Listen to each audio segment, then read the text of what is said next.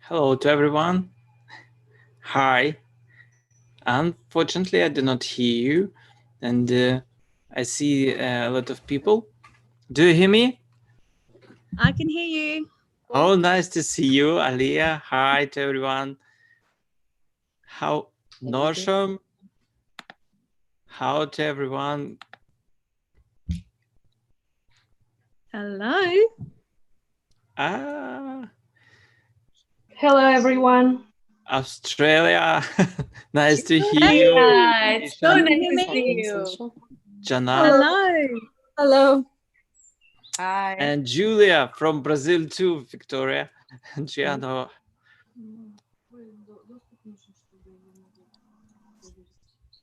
Так.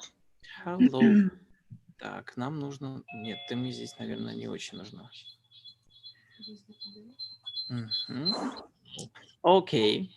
I think that we have to... First of all, I want to say hello to everyone here. And здравствуйте всем. Кто говорит по-русски? Я знаю, что здесь есть Norsham, Victoria. Hello to everyone, Alia. And this is the first online web conference that we decided to make after several months of this COVID. And I must say that first of all, I'm very glad to see you here. And let me just introduce myself. And someone knows me, but anyways, my name is Alexander Bogza, and I'm the leader of Russia.Modest Fashion Week. And this is the first and the only one professionally works with modest segment in Russia. And I must say that we have a lot of questions about modest fashion. We get them every day. And what's this question? What's going on with modest fashion right now? And does modest fashion have prospect? And will we see modest fashion shows in the following years? And maybe how do designers cope with crisis? And as I said previously, we get this question every day, and that's why we decided to gather all organizers of modest fashion weeks, designers, and top influencers to discuss future of modest market all over the world. And of course, I am very glad to see here Alia, founder, chairwoman of Islamic Fashion and Design Council. Thank you. And Jenny, Indonesia Modest Fashion Week founder, and this is the biggest fashion show in Indonesia. Norsham Garcia, Miami, United States, the founder of first and the only one Modest Fashion Week in United States of America. Aisha, Australia. Thanks for yesterday, very good call, and the founder of the first Modest Fashion in Australia. And of course, Russia Modest Fashion Week, me here. And also, I'd like to present to all of our audience the modest fashion designers and influencers Janat Mingazova, founder of Modest Covered and author of Fashion Iftar Project. Yulia Bivzienko, general manager of All About Looks Russia. Everything that you want to know about looks, you can ask Julia. Виктория Андреянова, топ fashion designers. Виктория, рад вас видеть. Hello. Юлия, Brazil. Nice to see you. Karima Ora, modest fashion influencer, Brazil.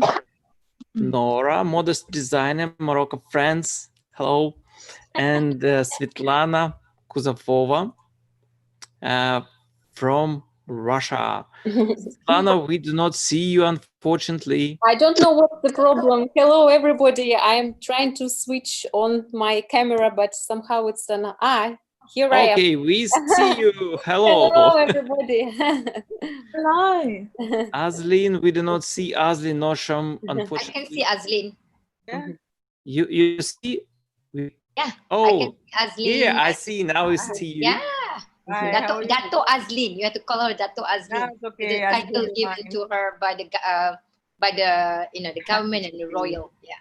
Aslin is fine. Okay, now we know each other. So actually, this is as I said, this is the first time when all organizers of Modest Fashion Weeks gather together and to discuss problems that we have.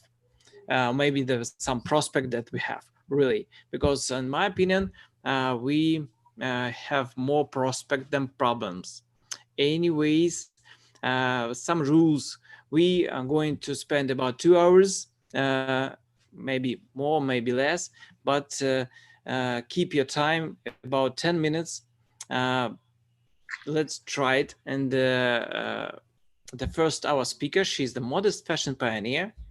She's one of modest, influential Muslim women all over the world, the chairman of Islamic Fashion and Design Council, Alia. Thank you. That's your time. Alex, thank you so much for putting this together. And I actually want to talk to you a little bit, Alex. I think this is a very important initiative, but tell me what's on your mind right now.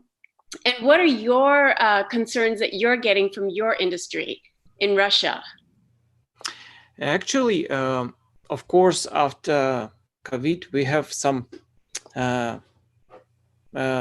we do not see such events in Russia. But if we talk about modest fashion as a whole, I think that market of modest market is huge.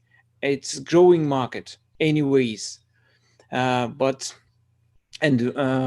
we have to gather together to keep more attention to this market, to this modest fashion. But to really hit this one, does everybody else feel that there's been a change from before and after COVID-19?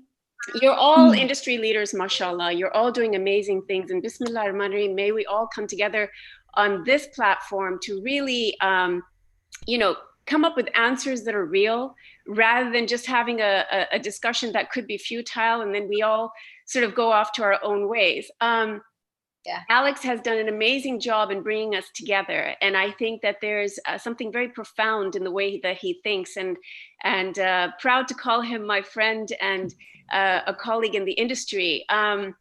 And I think we're at a really interesting crossroads here, where we really need to ask ourselves the question: is there anything different between now and what was going on before COVID-19 in our industry?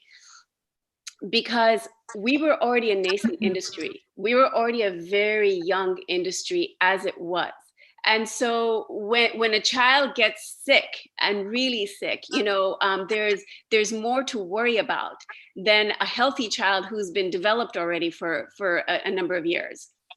So here we are together, putting our heads together. And I would like to treat this more as a think tank, because I think this is exactly what our industry players need. And I think this is what exactly our market needs. I think our consumers need to hear from us as well. They need to get some answers from us. So first and foremost, my 2 cents on this is that there is a wonderful opportunity here that we can all tap into. And the opportunity begins with us coming together, which is now. And then it's putting together one voice, because when I first started the Islamic Fashion and Design Council, we were a fragmented industry. We were an industry where everything was happening in every direction, and there was really no organization, and there was really no solidarity. And I've always said from the beginning, we have our own personality, we have our own character. We are not trying to be mainstream fashion. So we are not trying to do another Me Too industry where we have the same looking fashion weeks, we have the same looking magazines, and we have the same looking fashion at the end of the day. That's not what we are. We have our own personality, and it's an opportunity to also educate the global population on who we really are, what we stand for, what defines us, and what makes us real human beings. Because I think what was happening around the same time as when we were trying to make some sense out of our industry is that there was this global dehumanizing going on about Muslims in general. And so the fact that modest fashion, and I credit everyone in this industry for this, modest fashion brought a sense of dignity into this space, into our identity. So here we are now coming together as industry players. We've got some great minds here that have done some incredible things in their respective fields. And the opportunity now is for us to do something entirely unique, because the same old is not going to work. And I think we've seen that. I think we can pretty much agree that the Fashion Week, if it hasn't gone away, it's going to change. If the seasonal fashion cycles haven't gone away, they're going to change. The retail model was already broken before the whole coronavirus pandemic happened, and now it's begging to be changed even more so than ever before. So what is our role in this? And I suggest that we take the opportunity to discuss this on this platform that Alex has put together for us, where we can come up with some ideas that would be really meaningful, and maybe even a plan of action. And why don't we show the world how we can jointly put something together that will make heads turn? So I had sent Alex a message. At first I thought, let me do a presentation for you guys. But then I thought, you know what? A presentation can feel benign at times. When we have a real heart-to-heart discussion, and when we actually get together with the intention that we're going to now do something that's going to make a difference, that's going to turn heads, and maybe even lead the general industry out of peril, out of this dark cloud that everybody seems to be in, and go into this better future, which can happen from this moment onward. That takes sincerity, united hearts, and it takes a mindset that I don't think anyone on this panel lacks. We all have it. So I guess my 2 cents in opening this forum is to invite everyone, and please, it doesn't have to be a structure unless Alex feels otherwise, but perhaps the first few minutes of this meeting could be about everyone just sharing their ideas in what they see moving forward, and what they can contribute. Let's start there. Okay, actually, I'm completely agree with you that we need something special to keep the attention to about modest fashion and fashion as it is. It could be something. Maybe we should do something online fashion shows. Maybe we should do something new collection or etc. But the first of all, as I see, in my opinion, we should gather together. I mean, modest fashion, we should organizers, influencers, designers, of course, we should gather together and to help each other, maybe to help to make just advertisement, common advertisement or something like this. But that's my opinion. Maybe Aisha, maybe you have something. Okay, just a second.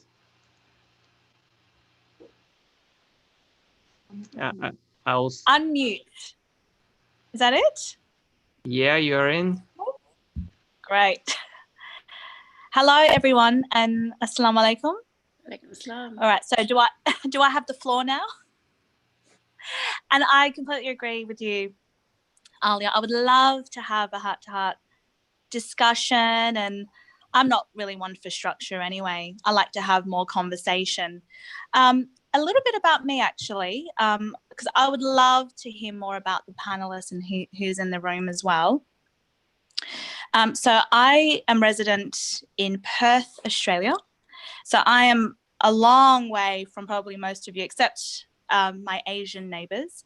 I'm half Indonesian, half Yugoslav, and I've lived in Australia all of my life since I was 6 weeks old. I decided to put the hijab on when I was about 12 years old. So that's really where my journey started. And about 3 years ago, I was involved in being able to establish the very first multicultural runway in Australia. And that was with the Telstra Perth Fashion Festival, as it was known back then. And we called it a multicultural runway because we wanted to take a really gentle approach to like introducing hijab fashion into the mainstream. And that's a very interesting word that you use, Alia, about, you know, being very unique, but also about the mainstream and our relationship with mainstream fashion, and perhaps how current trends are impacting or making us question about our roles that we're playing, and perhaps the personalities that will start to manifest, because identity politics are very much playing out, as we all know. That's another conversation, I suppose. But in actual fact, my journey into the modest fashion industry was really unexpected. So I was still completing my law degree. That's the profession in which I sit. And I kind of accidentally fell into this role because I ran into a gentleman called Rob at a networking function. And he basically came up to me and he said, I really like what Muslim women wear. I've traveled all around the world. And I said, what do you do? He was a senior bureaucrat at that time. And he said to me, can I ask you a question? Would it be offensive if a non-Muslim girl actually wore a hijab or a scarf and perhaps she was at uni and she styled it differently? And I said, well, personally speaking, can't speak for anyone else, but I wouldn't feel offended. And he said, wouldn't it be great if we could actually promote more diversity into the mainstream? And he used the word normalize hijab. And I was quite taken aback. I said to him, wow, that's really interesting coming from a white non-Muslim male who's quite senior in government. And you're telling me that we should actually normalize hijab. Rahma's here, we'll let her in. Sorry, we have another guest coming in. That's all good. So we ended up going for coffee and he introduced me to a key contact within the Fashion Council of WA. And literally it just happened really naturally. We did this multicultural runway. It was the first time in Australia. It was for community. It was in the middle of the city. We had hijabi models of all shapes and sizes, and we combined it with some other cultural groups, so Indian and African. And you know, there was a real appetite for what we had displayed, and then it became a natural evolution for me to then establish Modest Fashion Australia so that it could become a real vehicle for achieving something greater. Some of the challenges that I have encountered sort of we're still currently contending with COVID-19, but I have found that because we've got really hard border restrictions in place in WA, the supply chains have been greatly disrupted. So, for example, I think a lot of e-tailers, including ourselves, when we launched our own website, can't really access products from overseas as easily. So what that's done, it's forced us to go into a paradigm of survival and perhaps creativity, in which case it's been a real blessing.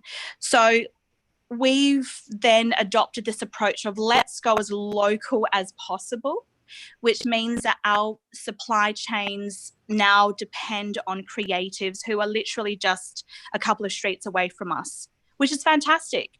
It is a little bit more costly in the beginning, but I feel like this term of going global, look, COVID-19 is definitely making some suffer more than others. I feel very lucky being in WA, in Perth, Australia, because we have a lot of support from the government in actual fact. But I feel like during this time, it's a blessing because it's a time to really perhaps reconnect with our souls in terms of what's the voice of our business, our objectives, and planning for the future as well. This forum, Alexander, I really appreciate, because for me, this is really my first opportunity to connect online with other like-minded people on a more global platform. And I would love to do more of this. If given the opportunity, I would like to speak more about the partnerships that I've been able to establish with some really interesting designers, even across the divide with Indonesia. That's been a very, very important relationship for us to nurture. As most of us would know, Indonesia is the closest neighbour to Australia. It's also the largest Muslim majority nation in the world. And yet, for lots of different reasons, we as a country in Australia, we have not fully capitalised on that proximity and the fact that we have huge potential for intercultural development and more trade and commerce between the two countries. And that's definitely a very huge focus of mine and a huge passion. The other real important point I'd like to note is perhaps something that may make my position in Australia a little bit different to where you find yourselves, and that's our relationship that we're nurturing with the Indigenous population in Australia. That's really, really important, because the real DNA of Modest Fashion Australia and Secret Sky has been nurturing that grassroots connection and that real community, that broad base of support. So we work with lots of different designers, both Muslim and non-Muslim, even ones who've designed full collections for us who aren't even Muslim or even modest fashion designers in actual fact. One of them is Sandra Rivers from Red Opium, Tanya Mitchell from B Factor, another sports wear designer. But working with Aboriginal artists actually is really exciting for us. So we've been developing a couple of projects that have been in the pipeline for the last couple of years. And in the next 3 months, we will be launching a new product line, working with one Aboriginal elder and an artist in resident at the Notre Dame University, Auntie Nita Knapp.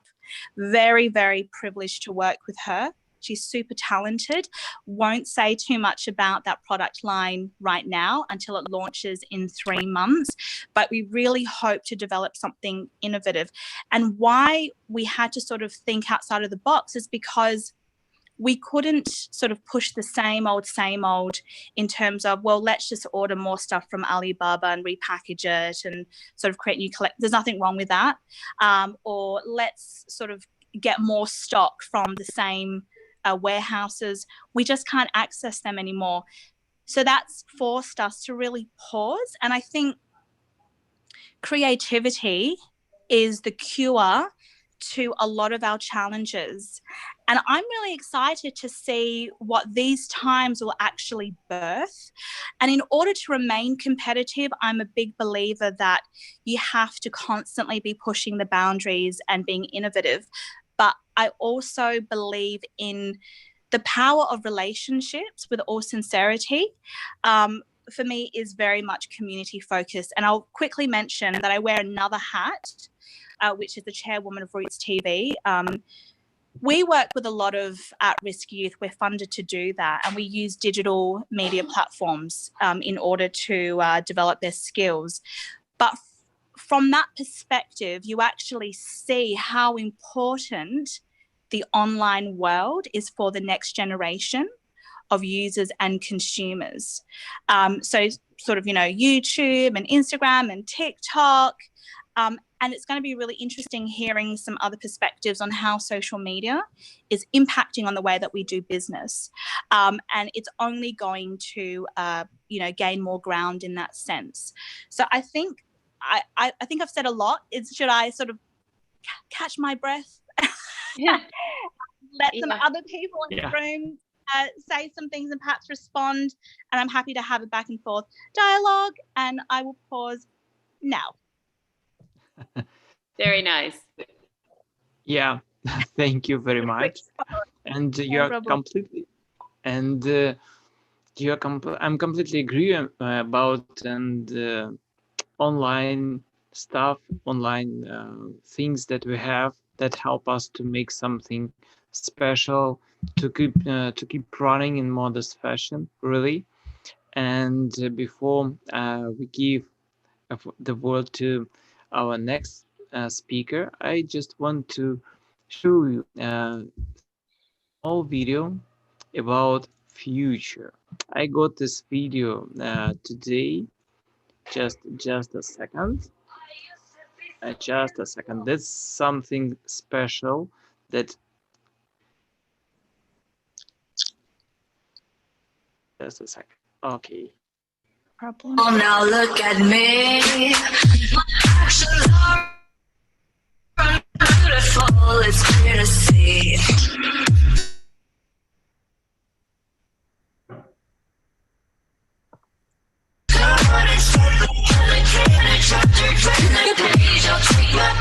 Hear you calling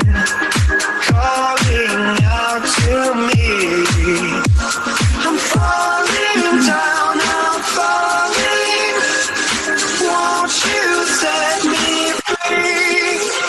I'll do anything you need to do.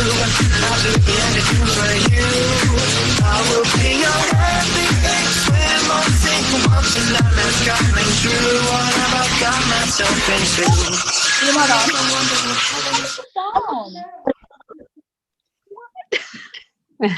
I think the video was sticking. At least for me, I wasn't able to see it, and I find on Zoom when you share videos, they do stick. So I don't know if that was the case for you guys. I wasn't able to really see the video played. Yeah, you haven't seen this video? No, the video when you shared it, it was sticking. No. Sticking. Okay. So sorry, but anyways, let me give the word to Jenny. Jenny from Indonesia. You know that this is the one of the biggest and the huge market, modest fashion market, and we all know about Indonesia Modest Fashion Week, and every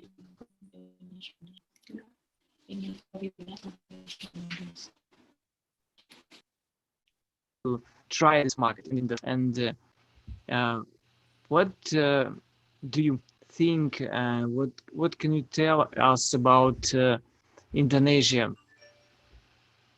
Just a second, we lost. Yeah, Jenny, that's your time. Tell us, please, about Indonesian modest fashion market. Yeah. How it is right now. Okay. Hi, Assalamualaikum. Good evening. I'm your Alex for having me.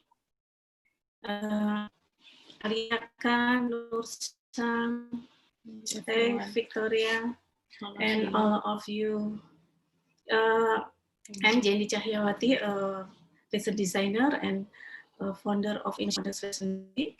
I'm a designer, the focusing mainly of Muslim fashion, or people know they call it it's a modest fashion. I have been working in this industry since 2006. I'm graduate from Asrida Iswi Fashion School, and also from Art Institute of Jakarta, majoring of fashion design. Today most shopping mall in Jakarta, Indonesia, are finally open again after 3 months, but still there is some strict protocol government.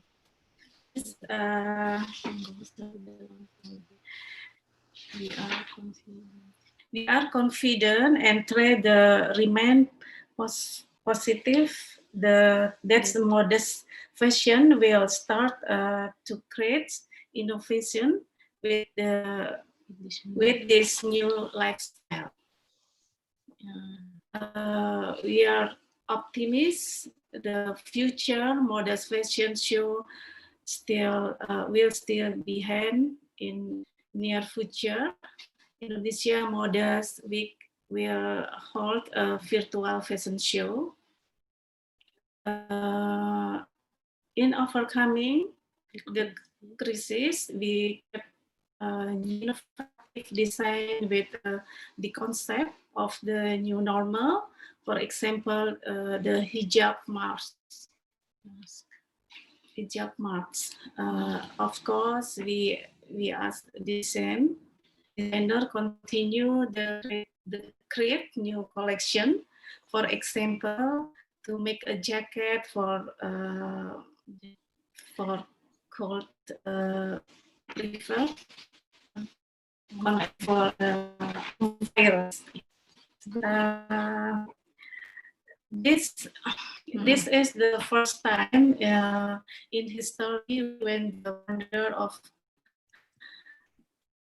Modest Fashion Week, expert and top influencer, the great to discuss the future of modest fashion.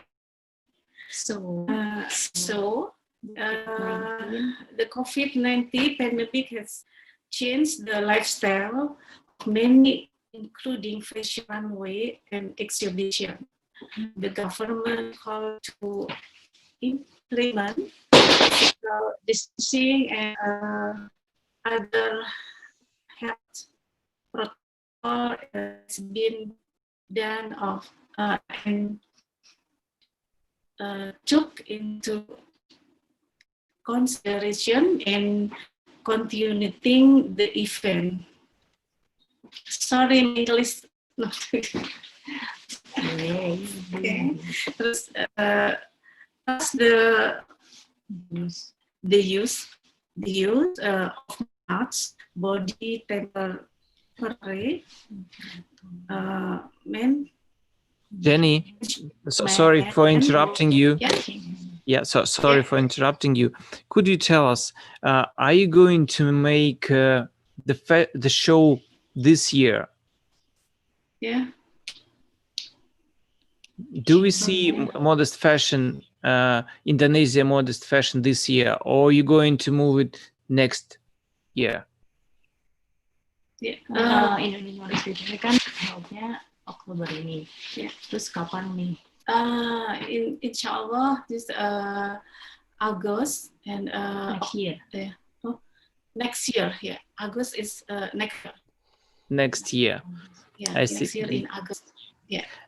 And how many designers usually do you have in your shows? Biasanya designer is 80. There are 80 designers. 80 designers. Wow. 80 designers. Yeah. That means that Indonesia and Malaysia, the hugest market in the world, really. And sounds great.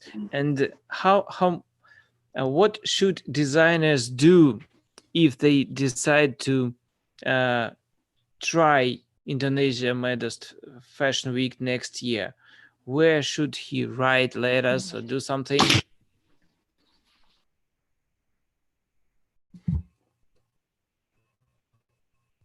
We lost, but I think that the best thing that tell us about Indonesia Modest Fashion Week will be this video that I'm going to show you.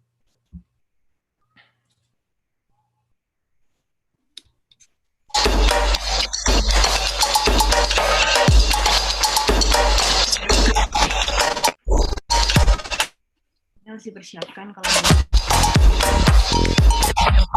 bisa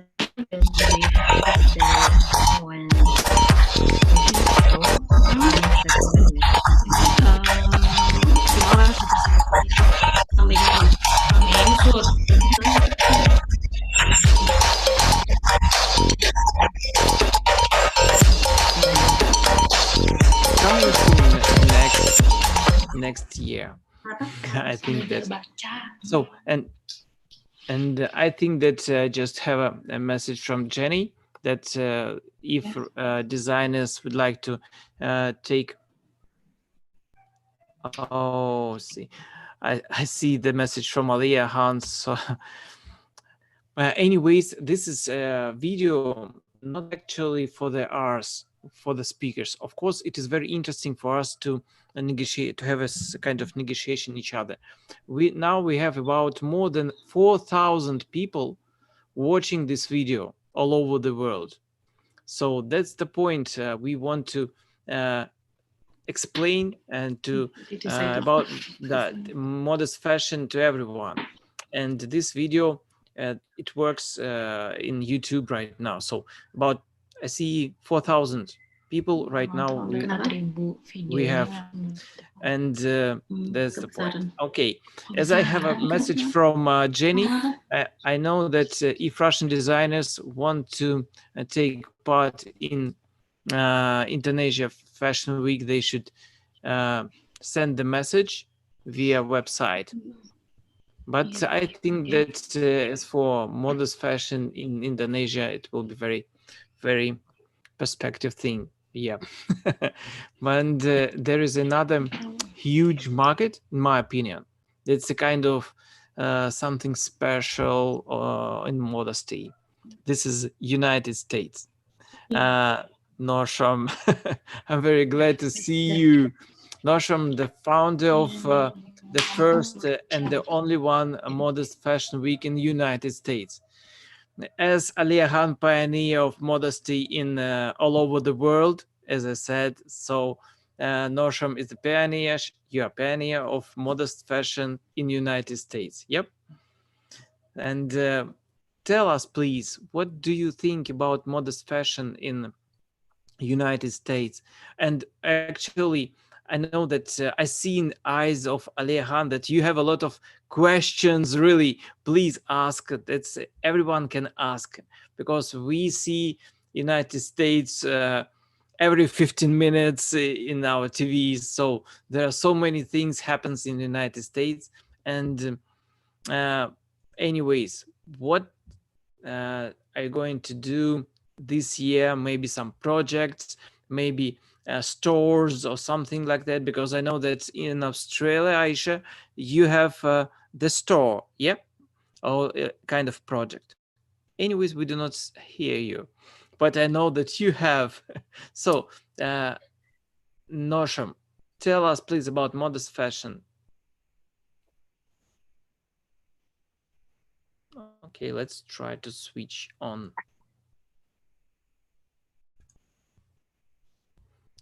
Could you switch on the sound, please? Can you? Okay, switch the sound, please. Okay, we hear you. Okay. Assalamualaikum, everybody. Everybody here, and I believe like it's like my family to me. And assalamualaikum to everybody out there, like 4,000 people all over the world. I'm so excited to be here. First of all, Alex, thank you with a great idea to bring everybody from different part of the world together. And I'm so excited to see Alia Khan and, you know, and Alia Khan, Jenny, you know, and everyone. So basically that when you mentioned about, you know, to bring everybody else together, and I think it's such a great idea. The funny thing, Alia, even though we haven't talked for quite some time, whatever you just mentioned earlier, and also for Aisha, whatever you just mentioned earlier is that's exactly what I try to bring to the table. So I'm going to just briefly to introduce myself. Then after that, I will answer to the question that Alex mentioned earlier. First of all, I'm actually born and raised from Malaysia, from small village of Malaysia. I'm actually Muslim, Malay, Bugis, and I came to America when I just turned 21.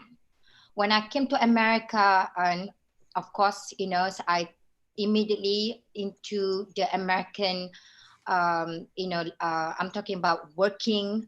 I was working in the banking. I was a banker for 17 years in Connecticut. And so from Connecticut, as you know, Connecticut, some people not even familiar with where's Connecticut. Connecticut's almost close by to New York. When I moved to Miami, Miami is totally different animal. You know, Miami is almost my hometown, Malaysia. It's beautiful. People wear colorful outfit. You know, it's very colorful. Miami is close by to Caribbean, close by to Latin America, and the beaches and everything's here. So Miami technically is like my home, you know. But when I moved to Miami, for me, like, you know what, I want to do something different.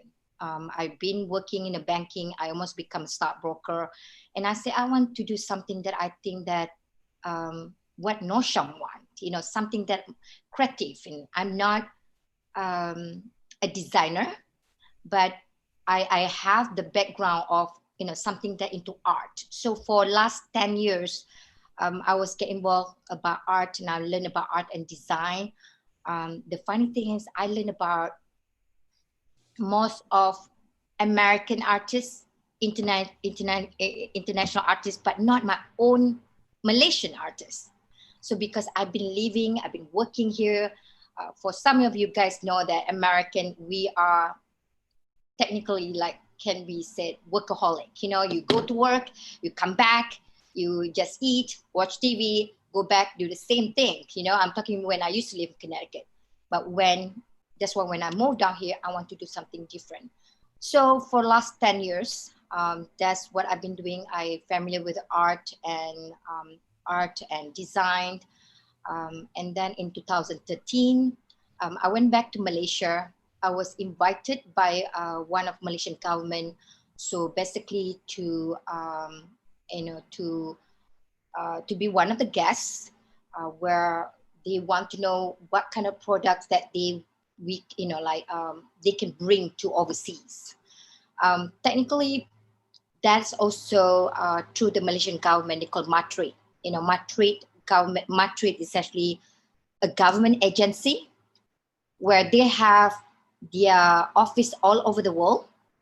So because I've been living in America and I'm into the art and design, and so they invited me. So when I went back to Malaysia, so that's everything start. I get to know a lot of how beautiful Malaysian products. Aisha, you remember you say earlier you are actually Indonesian, you do not understand. When I went back to Malaysia, I almost like a foreigner go back to see how rich is Malaysia, Indonesia, the products that we can bring. So today what I'm talking is not just about modest fashion. So I will answer back your question, how we can expand, not just about the fashion aspect itself, you know. So in 2013, I try to keep it short about who I am, then you guys know where is the direction from here. So in 2013, one of the Malaysian government body also approached me, talking to me about art. And I never realized this. I supposed to just, you know, have a conversation. I never realized they love the ideas. So they love the ideas, and with my ideas in half hour, I never realized I pitched the ideas that I'm not aware. So that's where Arts Kuala Lumpur actually was founded by me, and I believe they've done it in Australia as well. It's becoming Malaysian government project. I brought over 25 works from Malaysian artists to Miami. For some of people know, Miami is actually very famous with it called Art Basel. Art Basel is one of the largest, art event in the world. They have in Art Basel in Hong Kong, Switzerland. Art Basel, where a lot of biggest player in the world come over here, whatever industry is, you know. So basically, that's how everything started. So from there, I learned how rich Malaysia is. And I said, I want to focus to do how I can bring the knowledge that I can incorporate the knowledge I have from here, and also the roots that I have from Asia. So that's how in 2009, I opened my company called the Connector Group. In 2013, after, sorry, Alex, I have to say it because that's related, okay? In 2013, after my event, I get a lot of media write-up, you know, because to get a media is not easy, you know, but when people knock on your door and write about you, amount Art Basel, Art Miami, and your name's Art Kuala Lumpur, that's a big deal, you know, and their location about 100,000 square feet. I only have like 3,000 square feet, you know, and for them to list that, that's a big deal. In 2013, after the media, I was approached by one of the agency for sport entertainment. So basically what they are doing is to commercialize the license, you know, whether fashions, art, and the whole thing. That's where I get involved with sport entertainment. From the sport entertainment, I understand how important about license, how important about branding. So I'm very fortunate, even though we are white label, but we're working with the biggest top player agency in the world, like Excel Management, William Morris, CAA, all that big player. So we are kind of white label. So to make everything short, in 2000, I forgot what, Dato Azlin, this is how I want to connect this. I don't even know about modest fashion, believe it or not, because what I've been wearing most of the time is business suit. You know, business suit with a man's business, you always have to be conservative. You have to, you know, work, you know, because you want to make sure that when in sport entertainment, it's not about you, man or woman, you are in the industry, you know, you are, you know, you're doing business, you know. I met Dato Azlin. Dato Azlin is actually the president of Perniagawati. She going to introduce herself who she is. Perniagawati is a woman entrepreneur, the biggest and the longest woman entrepreneur in Malaysia. I believe they have over 1,000. But anyway, to make it short, Dato Azlin brought over 17 designers. And she's not even in fashion. She and me, I'm not even in fashion. But we understand the business. We understand how important that our country have. All the raw, all the, like back Asia, like you say, the creative, you know, as a Malaysian, as an Indonesian, art is our soul. Art is, we born with it. We have it, you know, we have it. For me to say it, because when I lived in America for a long time, I was very Americanized. Because the point I'm trying to say Americanized, because, you know, the only thing I know, I get the stuff, buy this, you know, all is, when I look into it, make in Indonesia, make in Malaysia, you know, so we cannot blame anybody. We cannot blame anybody come over and do branding. It's ourselves. The same thing we as in a modest industry. We cannot blame anybody. As a Muslim, we cannot blame anybody. We ourselves have to work together, collaborate, and like you say, we have to be united.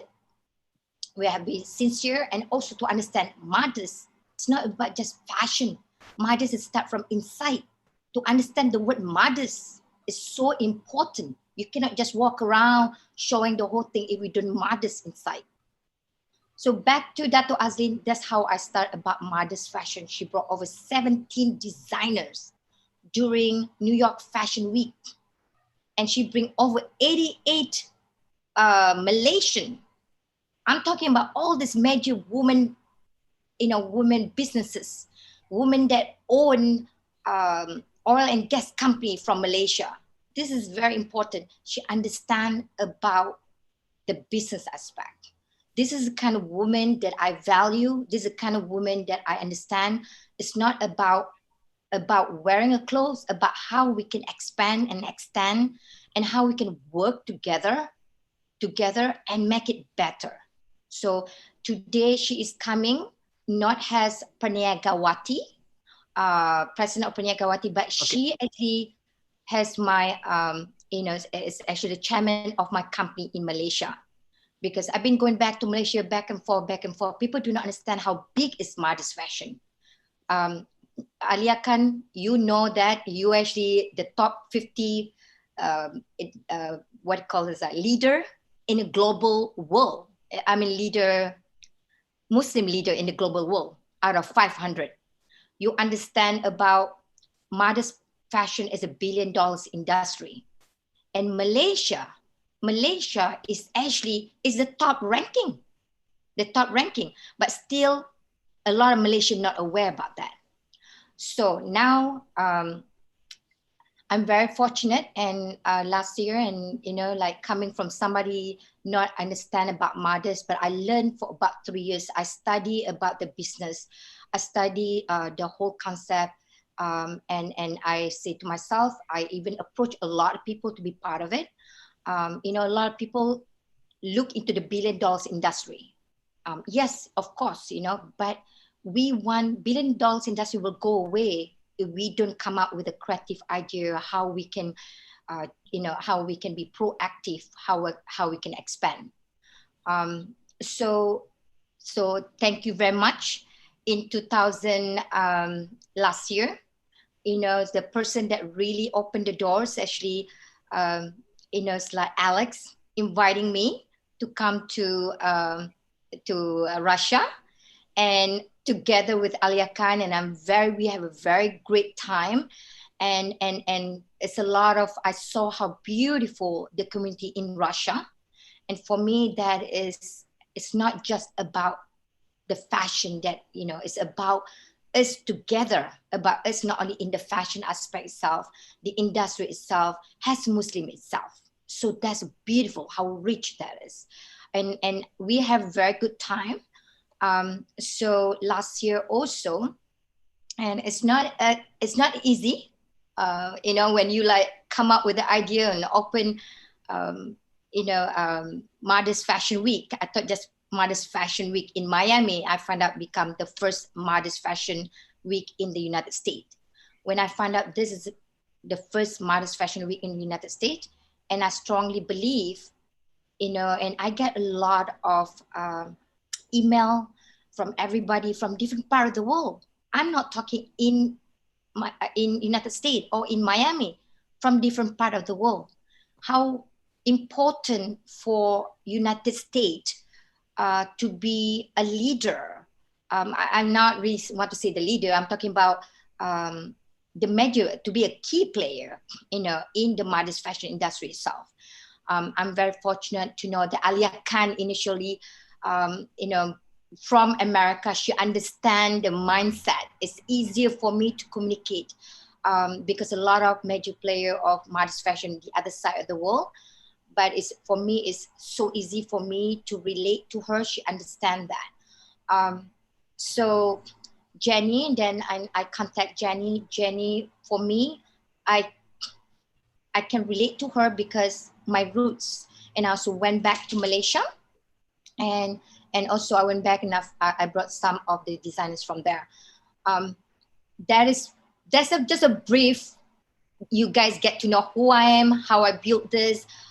You are right, Alia. I give credit to a lot of all the influencers out there, and they are actually the one doing very well, pushing the modest fashion to the next level. From them, I learned a lot. So I learned a lot, and nothing wrong to learn. Is beautiful thing, So that is basically that. I like to introduce who I am. Back to your question, Alex. You are right. During pandemic, believe it or not, it's a very challenging time for some people. A lot of people cannot do business, and like you said, Aisha, the supply chain itself is hard. But somehow, for me, we had to change the mindset. The funny thing is, during Miami Modest Fashion Week, I came up with a tagline, welcome to the new normal, not even aware what's going on in 2020. The reason I choose that welcome to the new normal actually is funny, because I woke up middle of the night, and living in America, there's a different type of Muslim. The beautiful America is very rich with Muslim from different part of the world. Everybody, they came to America with bringing their country, their culture. America is actually very interesting, because when you are the second generation and they have the family back there, so they still have the relationship with their family. Like me, I still have the relationship with Malaysia. So that's how beautiful America, very rich, so for me, to have modest fashion in America is a very big deal. So the mindset also, like I said, a collaboration is very important, not only around in America, and I think like what you are doing right now, Alex, is so important. The same thing like Alia and Asha mentioned, we do not want to be like, it's not try to put down other fashion week out there. I love all the fashion week out there, but we need to come something very authentic. The only time we read in the news, they always say, modest fashion, $1 billion industry. It's about cover up, about this and that. But what we try to do is we want to come something with something unique. What is that? Like why I'm wearing this today, There's a reason why I'm wearing this today, because this is, and also I'm going to show you, this is actually, it's coming from Jenny, So because the first time when somebody asked me in the United States, they were saying to me, when I was mentioned to you, what I do is modest fashion. Immediately this girl was telling me, oh, that's for low class people wear. I mean, that's like for cheap thing, whatever, right? I'm like, it's not, So they have different perspective. They have different view about modest fashion. And I think it's so important for us right now to educate people. What is modest fashion? I also not interested to just talk about just modest fashion. What we have to do to be, because the pandemic, we have to look into it, modest fashion and lifestyle. Because the reason is the same thing. If we're talking about clothing, we're just talking about this. This is lifestyle. This is actually from Malaysia. If you look carefully, this is actually part of the artistic of Malaysia craftsmanship. We put the art itself and we mix it with the fashion. So that's why we have to be innovative. We cannot just wait, hey, who want to buy my clothing online or who what this? We cannot do that. So we have to be very innovative. So today what I try to say is, in order for us, we have to be sustained, to be in this industry. First, we had to change the mindset. We had to have, everybody had to come united, come together. And then the second one is, we have to work with the government, and I believe a lot of government out there. The interesting part about modest fashion, a lot of government invest the money into the modest fashion, because modest fashion become the GDP. I'm talking modest fashion and lifestyle become the GDP of the country. So that's how modest fashion for me, I look at it, is very unique. We have our own identity. We are very different. That's the way I look at it. So other than that, and that's why I bringing that to Azlin, because Malaysia have a lot of things to bring to the table. It's not just about the modest fashion itself, the cosmetic itself. The cosmetic, halal cosmetic, is actually about, it's going to be 95 billion industry in 2024. I think that we're talking about not actually about Modest Fashion Week, but about modest market as it is. Yes, You're right. exactly. Yeah. And I see that a lot of founders of modest fashion shows, and they have another project that connected with halal products and something like that. And I see that modest fashion, like event or a show that bring attention to Yeah. the other businesses that founders have. That's the point. Yeah. Yeah, exactly. Because the reason is most of the time, Miami is a place, a lot of people say Miami is a sexy place. It's just, it's a lot of party. That's exactly what happened. You go to the fashion show, 5 minutes gone. That's it. But what we try to do here is we want the modest fashion to become an intellectual fashion show. So people can understand, so what is that? People will fall in love. For example, this is they call songket, songket. Aisha, you probably know, people do not understand and appreciate about, if you don't educate people, they don't care. But if you tell that, to make the real songket like this certain inches take about 4 months. And then, in the people who work and doing it is this, all this women from the village and all those, and yes. Just a second, Norsham, the timing. Yeah, that's right. But I must say that people right now, the present time, they really do not like to study. They want to see. They clip thinking. That's the point. It's my opinion, and we should make something fashion, not fashion, just a show to bring the attention. It's my opinion.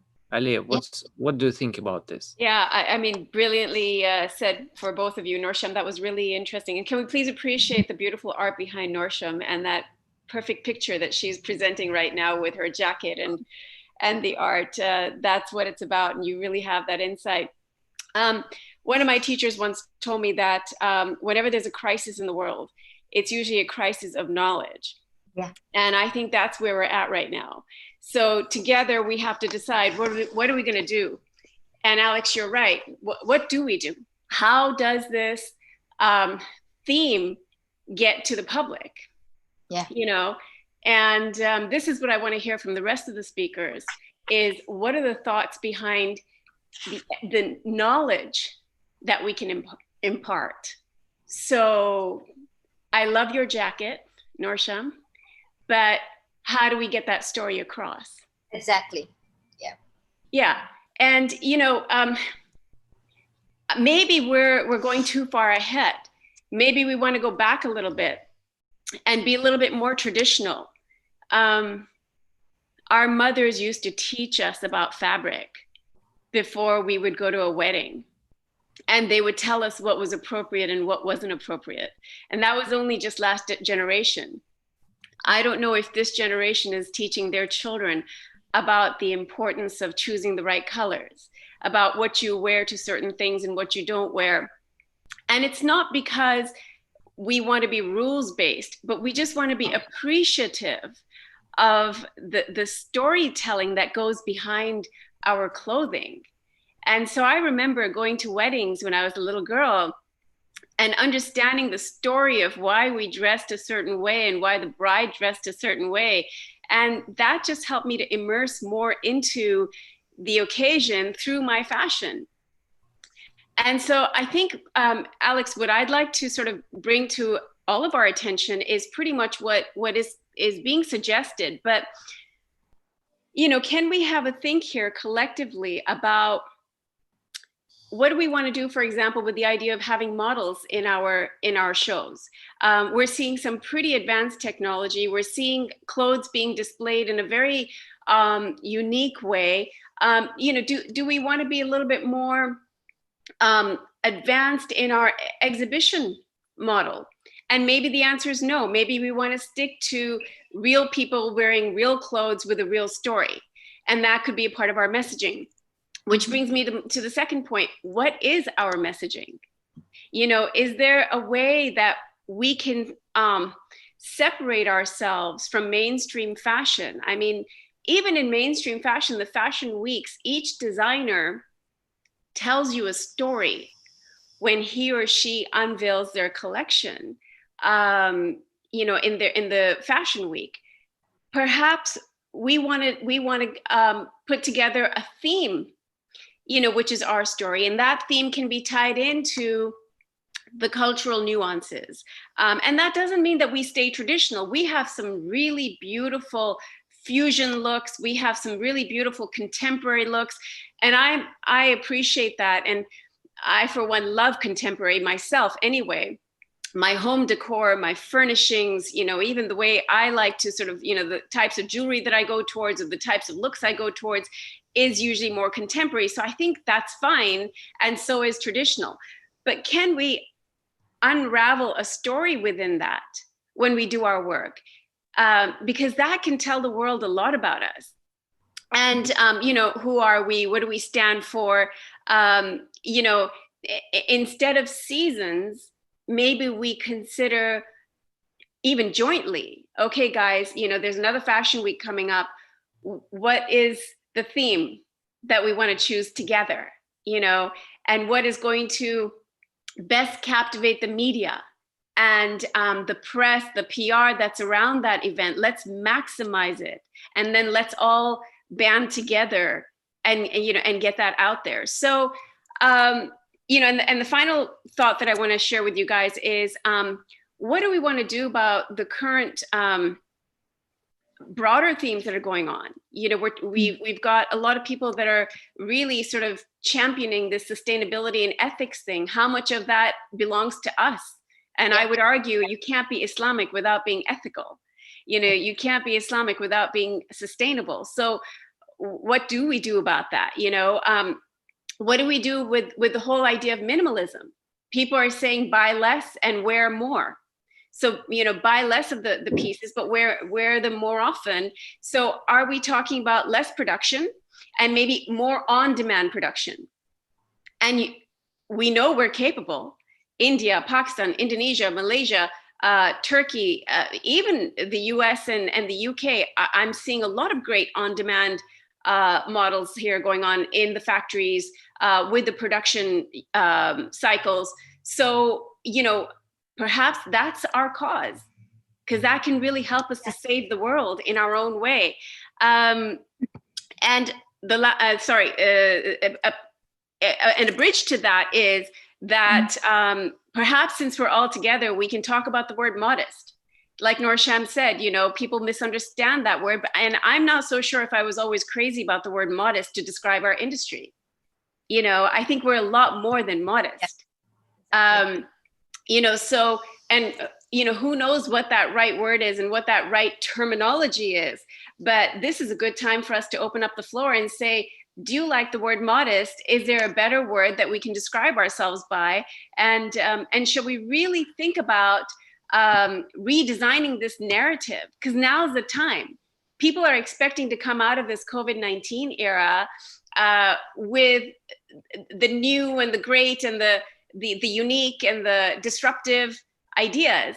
So how do we introduce ourselves now as an industry going forward? So. Yeah, absolutely right. Agree with you on the all point that you mentioned right now. And I think that all our audience can agree with you too, that we have to do something. And there are a lot of things to have to be changed right now. It's my opinion. But I think that our rest speakers and all speakers will touch all points that you have just mentioned earlier. And I will be grateful if you tell something about these points. And I would like to introduce to all of us Janat Minkazova. As I said, she's a founder of Modest Covered and project. And I think that she will tell us more about herself, because she's beside this, she's a a great analytic in modest fashion in Russia. Okay, Janat, that's your time. Assalamu alaikum to everyone. Firstly, of course, I want to say sorry for my English because 3 months on quarantine. So without any practice. And firstly, I want to start from analytics, of course. Wonderful Ellen from my team made it. She interviewed 54 Russian brands. Of course, she interviewed more, but we have answers from 54. And all of them were on quarantine. And that's why, like,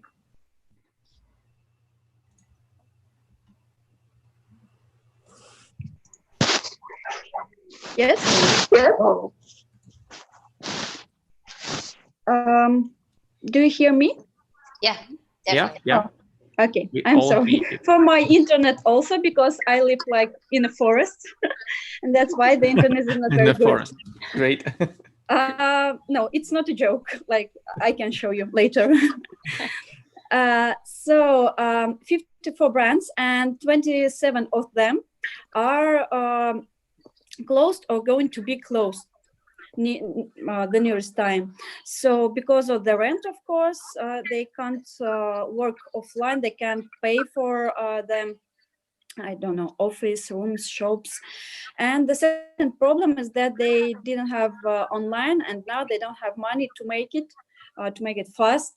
So, and another 70 brands from the remaining 27 will make new collections, but they will not be seasonal. They don't have to enough money to make seasonal collections. So that's why they will make some small collections, capsules, something like this.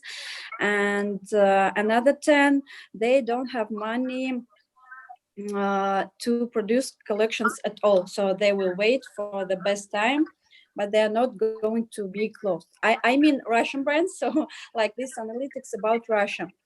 And I should mark that now it's the best time for regional brands to give voice, because a lot of global companies are going to be closed in Russia, like Inditex, if you know, Zara, Massimo Dutti, they are going to close 1,200 shops all over the world. So I think it's the time for our regional brands. They can make different collaborations, they can integrate in worldwide companies. And as one more example, Modernisa doesn't work in Russia now. So we don't have any ways to Turkish market. Like, what about us? What about my organization, Modest Covered? We are working for 5 years. And for 5 years, we were making women iftars. We were making different fashion shows. I mean, modest fashion shows like Muslim lifestyle show, beauty evenings, and the others. And of course, now we are supporting our Russian.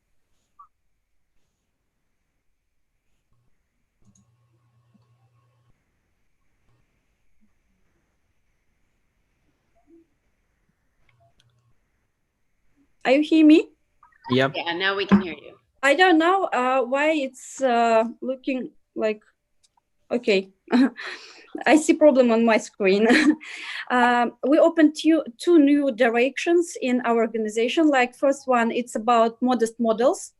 We are training them as a base for modest brands in Russia. Like they will be best trained to show modest clothes properly in lookbooks. Like the brands can sell their clothes better, I mean.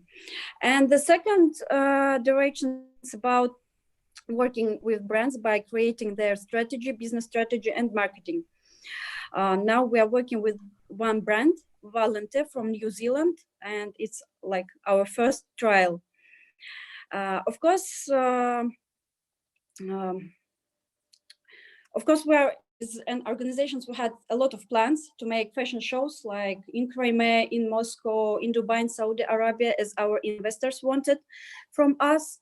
But the quarantine changed everything. And now we are, first, we don't lose hope. And secondly, I want to present that we are making special platform, online platform. It's the first Russian app for modest brands, where all our Russian brands can sell their clothes worldwide, like Modern Vista, but in Russia. I don't know how to say about better. And of course, this app will include something like not digest, but all online news about modest fashion worldwide. It will include online fashion shows. And I want to say that this year in quarantine, we made the first online show for Max Mara and Marina Rinaldi in modest looks in YouTube. It was the first one in Russia, and like we're honest to say about this. And what about me? I've started as a blogger 7 years ago. I just got covered, and of course it was a big problem for me because in Russia, when I was 15, there were no a lot of women covered. So all, of course, were looking at me and give me some strange questions. And alhamdulillah, after that, I had dream to become like an example for women. I wanted to make something that will inspire them, that will be something like they will see everything I do and understand that there is no problem in being covered. It's a strong position, it's lifestyle. So now I'm doing everything as an organization, not as a blogger. Of course, a lot of women writing me to direct in Instagram, in TikTok, of course, and they're asking how to be strong and how to believe in yourself in being covered, you know. And of course, I'm working with this, and it I don't know, it gives me power to work a lot. And that's why I want to say that I don't like to speak a lot because it's hard to me. For me, it's easily to work, to make something that will be real. Thank you. Alia, I see that you have questions. I'm sorry. Yeah. I'm sorry. One remark more. Of course, I want to say that as a blogger and as an organization, we are the first one who worked with Max Mara, Uniqlo, with Stefanel, and of course we took as partners to our fashion iftar, you know, toes and Inglet, because Inglet is now making halal beauty products, and that's why we're trying to work with global organizations that make something for halal industry. I want to ask, of course, Alexander to show one video that I've sent. Let's try. About our fashion iftar that 600 women visited in one evening. Okay, just a second. Let me remind you that we have broadcasting right now, and we have a lot of visitors, about 3,000, maybe 4,000, but there are a lot of. And this video, of course, will be for them. And so I'll try to make a video of just a second.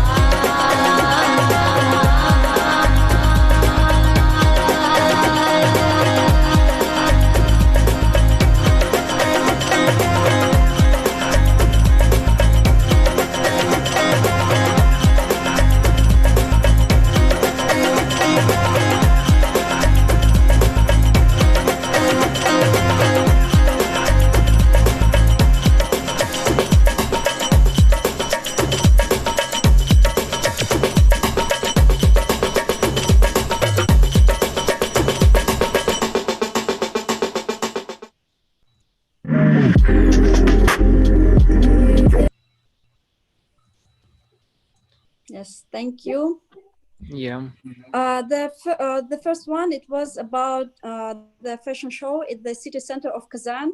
And I should remark that Tatarstan and also Chechnya and Dagestan, it's the epicenter in Russia of modest fashion, of modest brands, and of modest designers also. Okay, thank you very much.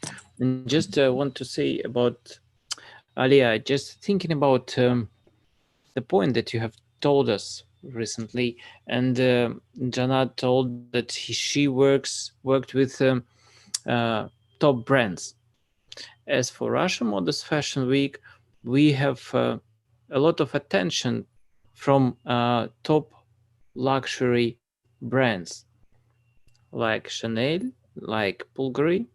They are really interested with in modest market, really. Actually, in the text, they are really interested in this brand too, in this market, the luxury. And we have several shows that we did with these brands, really. And I see that every month the interest from these brands, from luxury brands, is coming higher and higher, because in Russia, or maybe in Modest, there are not so many good designers. Not good. There are not many good designers. It's my opinion, but the market's very huge, really, and I think that as for organizers of modest fashion, it's necessary to think about communication with these big brands, because our experience says to me that it's very perspective. But I know that a lot of designers, modest designers, think about luxury, about change the market. They want to enter another market, to luxury. And sometimes I heard question about what do modest fashion have luxury segment, and something like this. And I want to present and give a word to Julia Pivsenko, the General Director all about looks. And this is the expert and luxury in Russia. And I know that Julia works with every luxury brand in Russia. Really. Well, almost. But so, Julia, tell us about luxury and modest. Okay, thank you, Alexander. And I'm so happy to see everyone, especially Norsham and Alia, whom I know from the last time, and very glad to see Janat and Alexander, and very glad to see Svetlana, of course, and glad to know everyone who is new to our meeting. I will briefly introduce myself because I appreciate it very much how Norsham presented her story, and I think it's great to know each other better. I'm not only the general manager of my own consulting company, but also I'm a member of the expert committee of the International Heads Designer Association, which was created by a Russian lady living in France. And unfortunately, due to COVID, our presentation in Paris was postponed. But I promise you, I will inform you when it will be on again. I'm also expert in fashion and art in the Women Assembly, which is a part of the parliamentary club of the Council of Russia. And this is very interesting for me to work also under this aspect. My education comes from two sides. First of all, I'm a linguist with English and French I'm bilingual, and English only like a working knowledge. And my second education was in France, in the school which was created by Louis Vuitton Maid Hennessy Group, in the business school called ESSEC. This is the commercial school of Paris. And I was the first Russian to be the alumni of this MBA in international luxury brand management. It was in '97. Then I came back home and established, after working in the industry for Helena Rubinstein, Biotherm, Lanvin, L'Oréal products, established my own consulting business. And I have 3 small companies running in image consulting, in consulting and executive search, also for luxury companies. But most of my experience now, most of my time, I'm spending with luxury companies like Chanel, Louis Vuitton, Richemont Group, and of course, local brands like Bosco di Ciliegie or others to introduce the best international practices to the office and to retail groups, to the shops, and to educate them how to be the best in their professions. I really love what I'm doing, and I would like to share with you a very small presentation. Maybe it will be very familiar for those who are Russian, like Victoria or Svetlana or Janat, but for others, I think it will be important to understand what is the Russian market and what are the niches that we see here for the modest fashion and the modest lifestyle. For me, it's also important to share with you my understanding of the modest, because I understand it in a broad perspective, and I will show it in the short demonstration right now, if you don't mind. Okay, I'm switching to the presentation right now. Is it okay? Do you see everything? Yes. That's fine. Okay. So, is there room for luxury in modest segment? So, first of all, just a moment. Oh, there is something. First of all, when we see the figures related with Russia, and we are 146.7 million here in population, and we see another beautiful figure, which is the Muslim community in Russia, and these are now 10 to 20% of the population. The expectations are very vague right now, from 14.6 to 20 million. We see this market as a huge potential, and of course, we see that it could be very invaluable to any luxury brand in the world, in fashion, to come to this market and to start operations. And what we have seen during the last years, that almost all the houses, all the biggest groups of luxury established their own filial subsidiaries, and they're doing operations directly, owning their own stores in the territory of Russia and not outsourcing them to the franchisee or to other partners. I see that there are 4 drivers for the modest luxury in Russia.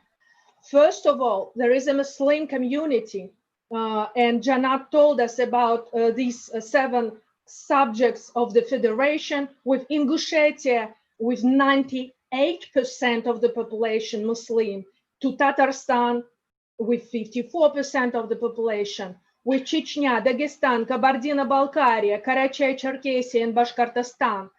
And this community is growing.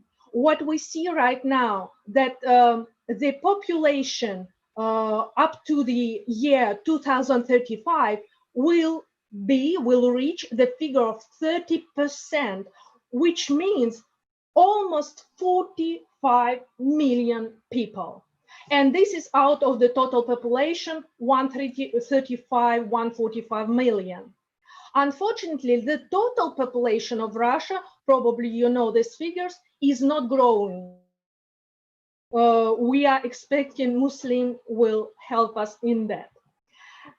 When we see these figures, it's very amazing and it's very attracting. But let's have a closer look to what's under these figures. It's very important to see how is the dynamic of the net worth of the population in Russia. And these slides explain to you very quickly what's going on. There is a huge gap between those who are poor or who are the middle class and with those who are billionaires, ultra high network individuals and high network individuals. I will remind our guests that ultra high network individuals, we see people with over 30 million disposable assets in investment, and high network individuals with over 1 million, up to 1 million. Middle class is a very strange story in Russia, very difficult to allocate the right figure for this strata of the population, but still very important for the Russian local designers and for the international brands who are working in this market.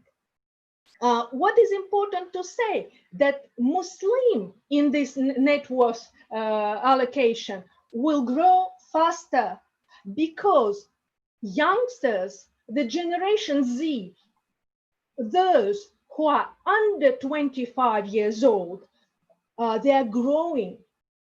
And for the Russian population, non-Muslim, unfortunately, these figures are stagnating. So right now, 50% of the population of the Muslim are under this age, and they have a high consumer power. This is about Muslim, the first driver that I see, and of course, it's very obvious. But the second driver is women in power, because I see Modest in a broad way. I see Modest like fashion and lifestyle also for women who are highly positioned in top management, in politics, and in business. Top management, we have very nice figures right now in Russia. We are among the top 10 of the countries where 33% of the top management positions are occupied by women. Women are alumnus, they are 60% of alumnus of the university, and 30% of our politics are women. I will say to you a nice figure that there is an aim for Russian State Duma to go up to 50% of women in our parliaments very soon. And that's very interesting. The third strata that I see, the third driver that I see is the senior population. And because I made this presentation, especially for the designers who will see our presentation, see the YouTube channel, I would say, do not drop out of your attention this particular nice and very loyal customers, senior population, which have now the slogan, 60s are the new 20s. So this population is representing 25%, which is almost 43 million people.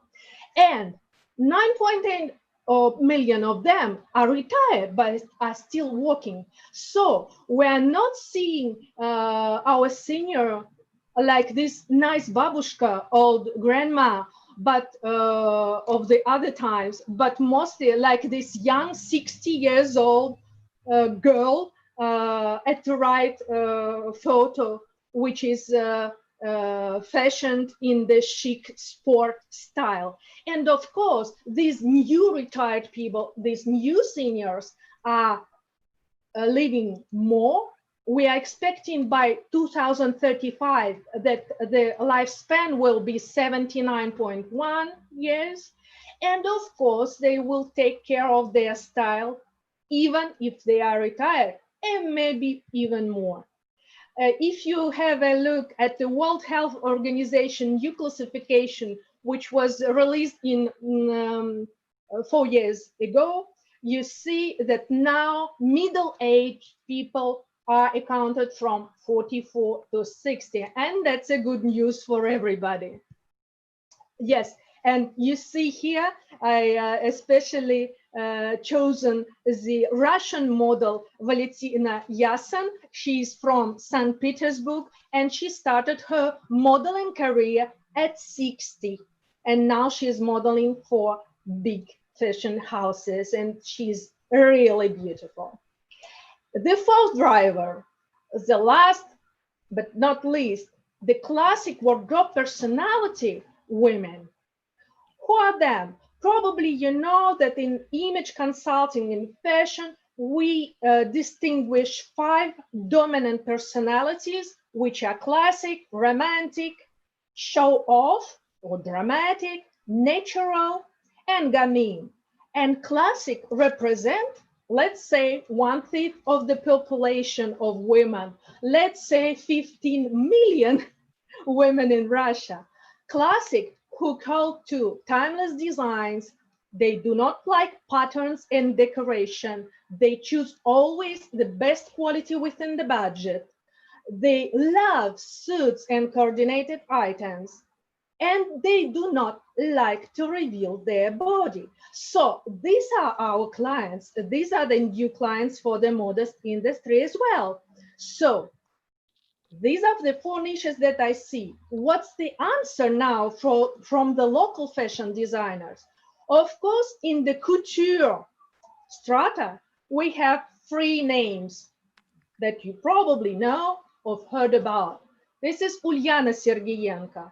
Why I state her the first? Because Ulyana is the only fashion house which is allowed to make fashion shows in Paris, and she's invited member of the fashion haute couture and pret-à-porter chamber.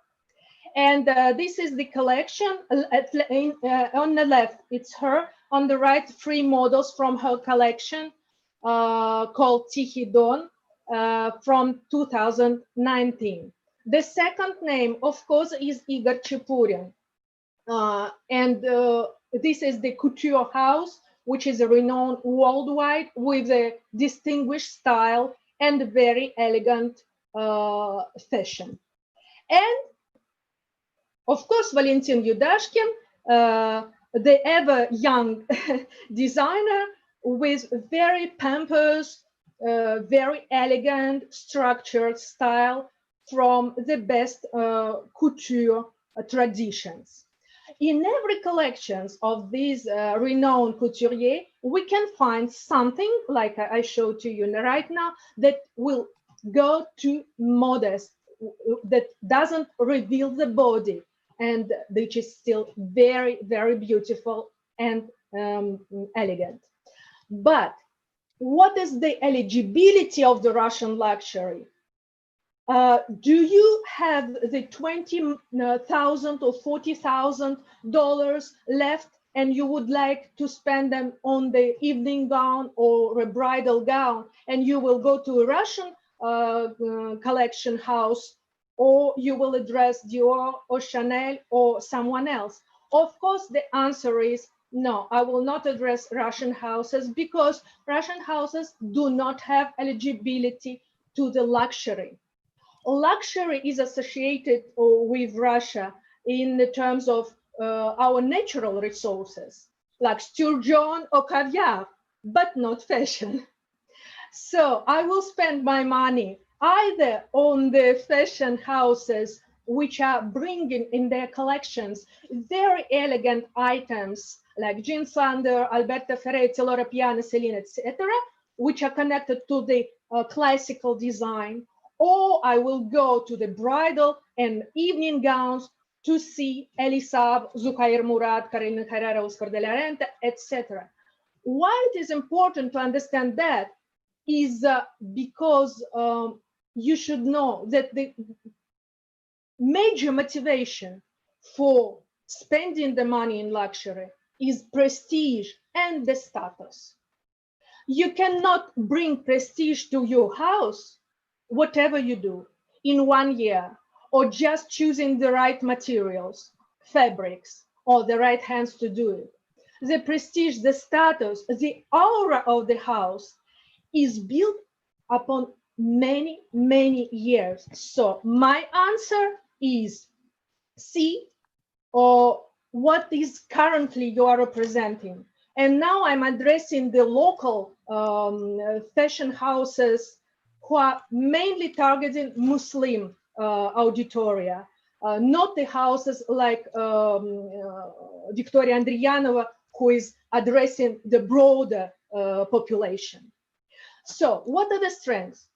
I see the great diversity. And then afterwards you will see, you will share your ideas. Maybe you see something else. I will ask, of course, Svetlana, Victoria, Alexander, maybe you see other strengths in that. Yeah. What are the weaknesses? Poor customer service, very poor quality, no communication, or the communication is not right. And they're not in. They're not trained in, they are not trendsetters. They're not following the Première Vision exhibition. They are not following Pantone Color Institute. They're not trending ahead. I see there are competitors from e-commerce like AliExpress or others and fast fashion competition who are there and they're challenging them a lot and it's almost impossible to compete. But I also see the opportunities, which are the increasing segment, as I told before, the niche positioning that you can treat, to go into bridal and evening gowns, which are very particular from one region to another, from one country to another.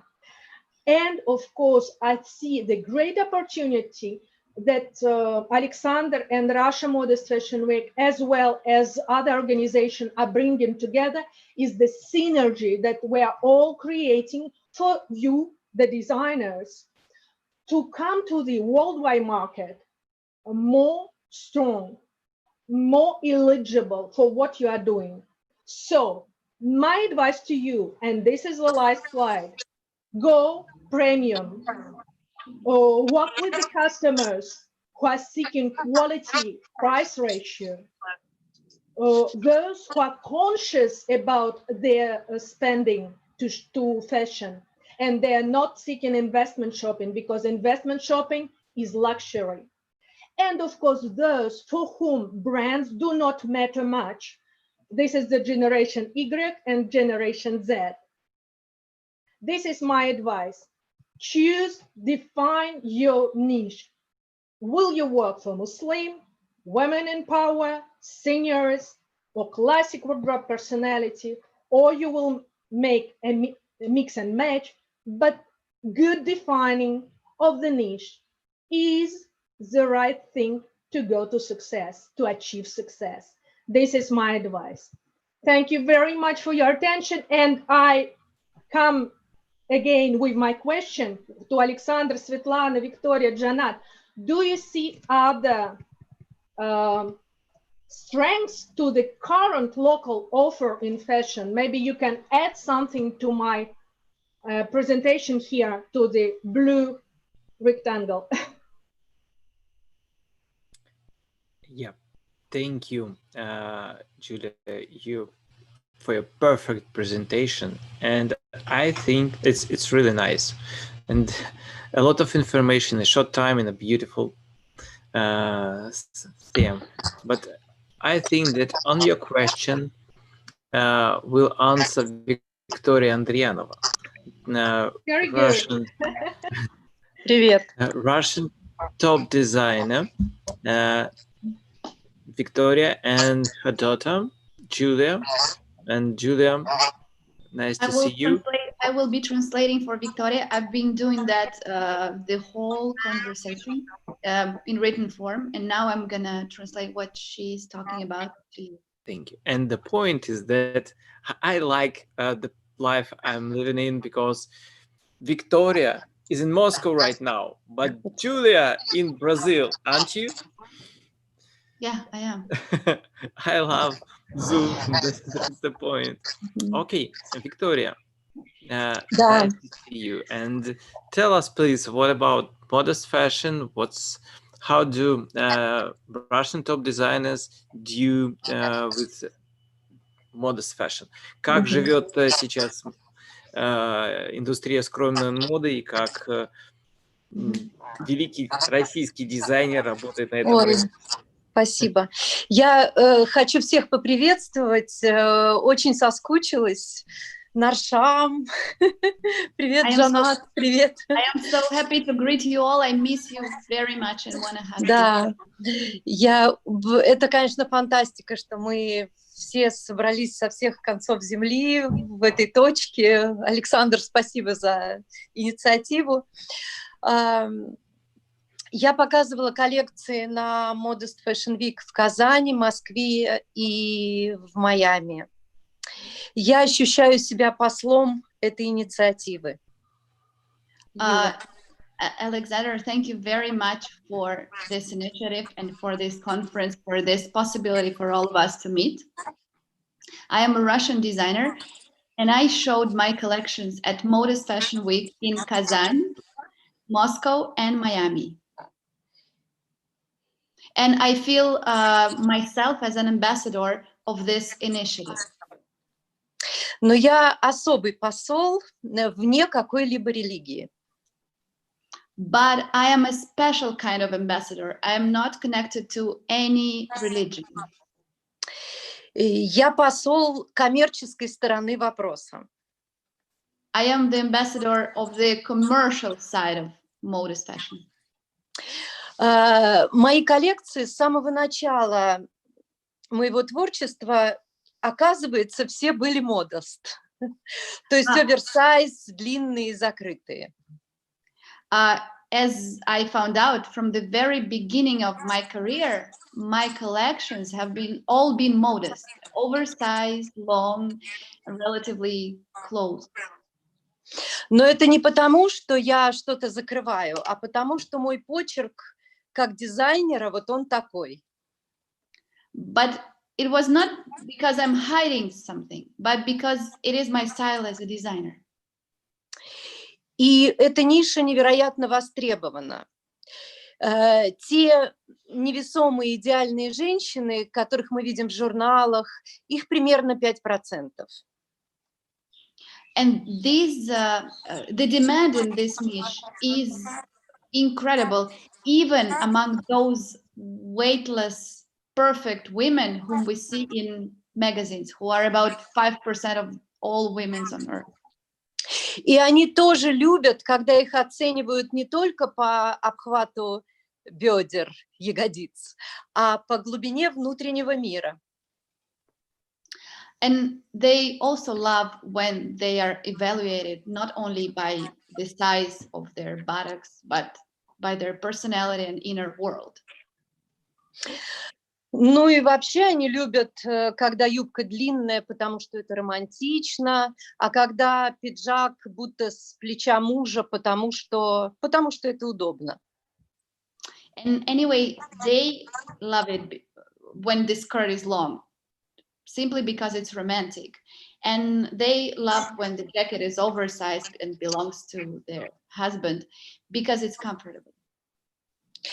Моя одежда продается в 200 городах России и в некоторых странах мира. И я вижу, что она востребована, потому что тема modest fashion актуальна. My garments are sold in 200 cities in Russia and in many countries of the world. And I see that it is in demand, and the topic of modest is in demand. И я уважаю чувства верующих коллег, но хочу, чтобы мы продвигали ее вне рамок религии. Так будет честнее с точки зрения индустрии, потому что мы говорим о бизнесе. I deeply respect and admire the feelings and of my colleagues, but as a way out for our industry after the crisis, I offer to promote modest fashion outside the religion. It will be more efficient and honest from the point of the industry, because we're talking about business, at least in Russia. Так будет эффективнее, потому что наша задача объединять людей из разных культур со схожими ценностями и потребностями. This seems to me more efficient because our task is to unite people from different cultures with similar values and needs. И так будет, в конце концов, глобальнее, потому что из этой темы уйдет назидание, а останется только одежда. And it will be, in the end, more global because we will leave no space for any comparisons or judgments, and only clothing will remain. Ведь мода – это одежда, в какую бы обертку мы ее не обернули. Because after all, fashion is clothing we need to sell, no matter what we wrap it in. Все. That's it. What I think about it. Thank you. Very short, but I must say that you have really good collections, and you presented in Moscow Modest Fashion Week, in Russia.Modest Fashion Week, in Kazan and Miami. And I think this is the first step for your expansion, worldwide expansion, Modest Fashion Week. Am I right? Yeah. Александр, Да. может быть, Я хочу сказать, что вы делали показы в России, в Москве, в Казани, и это сейчас для вас может быть только маленький шаг в будущее. То есть вы планируете развивать направление моды. Присматривайтесь на весь мир. Я вот уже говорила, что и Юля Бевзенко очень такой вдохновляющий сделала доклад о том, что действительно Modest – это гораздо шире, чем просто одежда в религиозных правилах. В принципе, любой дизайнер, для которого вот ценности важны, человеческие ценности, он делает Modest. Он, может быть, даже не знает об этом. Yeah, I'm really grateful to be able to talk after Yulia, because it is very important to every designer who plans to work in Modest need to realize where and to whom he can sell it, and it is much broader than the religion, and for me it is a great perspective to look at. И, конечно, Александр, вы знаете, мы часто говорим об этом, что я мечтаю развить специальное направление Modest, потому что, в принципе, мне для этого даже не нужно делать специальные лекала. Это все уже сделано. Yes, and I'm dreaming of making a special Modest collections within my brand, because I don't even need to change much for that. I just need to reposition it.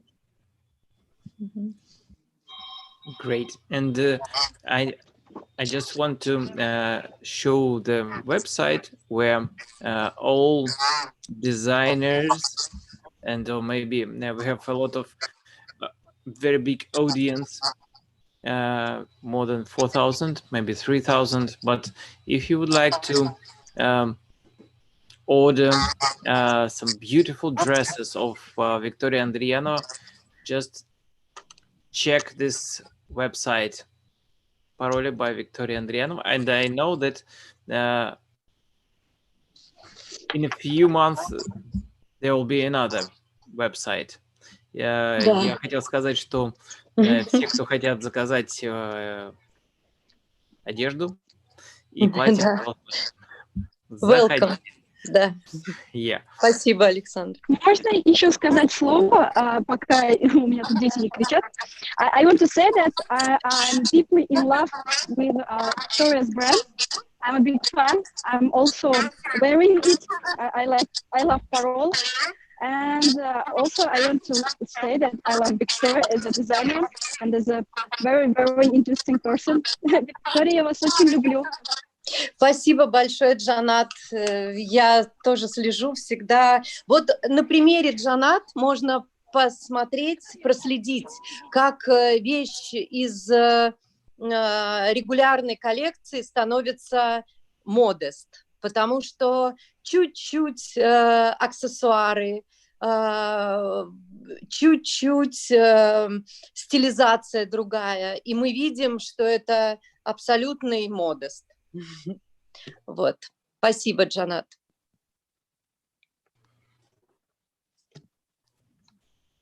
Absolutely right, направо. And I just want to say that we talk about problems, maybe perspective of modest fashion and what we should do. And as we see, there's a lot of different situation, different market in Indonesia, in the United States, in Russia. And yeah, I think that will summarize everything by the end of this online conversation. And I would like to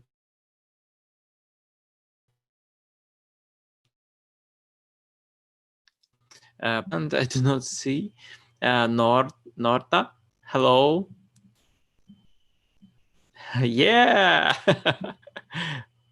Let me help you switch on the sound. Okay. You can hear me now? Alaikum. Alaikum salam. Alaikum.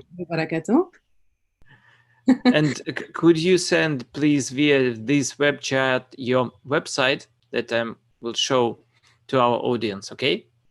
Okay. You want me to send you? Okay, that's your time. Alexandra. This chat.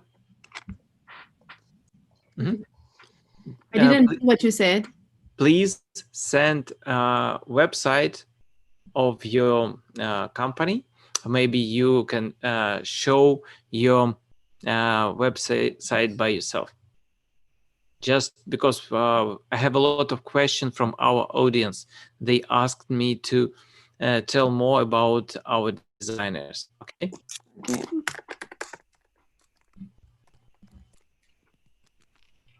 I send you. Okay, so I'll try to prepare, but it's your time. Tell us, what about your collection? What about your vision? What do you think? Maybe you should give up modest fashion and go to somewhere else. Or maybe you should... I want to say thank you to you for this new for this invitation. I would love to share my story with you, and I would love to talk about the new project born during this COVID-19. This can answer some of your questions, Alexander and Alia. But step one, I will talk about me, so you can know more about my story. So I'm starting the fashion in 1997. I had 17 years old in my family business. So one day my dad came to me and he said, Nora, I came in France. I'm French Moroccan. I came in France with a dream. And I just bought one shop with all the saving with you and my mother. And I want you to be my buyers. You're going to help me. You love fashion. So I had 17 years and I started to be buyers for my dad. So we went to Paris and Italy, around Milano for him. So the shop, he had a success. 6 months after, he said, Nora, what's the step number 2? So what we do? And we had customers from France and North Africa. So from the retail store, we started to do wholesale. So the success was here and it was very good. But people was doing the same things than us. And he came to me like on 1998 and he said, Nora, everyone is doing like us. We're going to lose our customer. And I said, why we don't design our own design? But I didn't know what fashion designer mean. And I never like had the dream or wanted to be like fashion designer, but I like it. I was making designs and people buy it. It was just exciting things for me. So we started to do our own collection in Italy. And after we went to China to do that. And during 10 years, you can hear me? Hello? Yeah, we can hear you. I fall very simple. So I worked with my dad during 10 years. And he had all his dream. He had his Mercedes. He wanted to have a house in France. He had. So I did everything I couldn't do with him. And it was like a lovely time with him. And I was like, let's meet to have a step two. This is because I didn't choose to be on the fashion, but sometimes you had a plan and God have other plan for you. So I went to Miami in 2010, just on holiday, just to have a fun. And I met someone from Miami Fashion Week. And he said to me, I love the way you dress. What you shoes from where? I say, I did these shoes. And he said, what's your jacket is from? I say, I did. He said, so you fashion designer? I say, yes. And hello.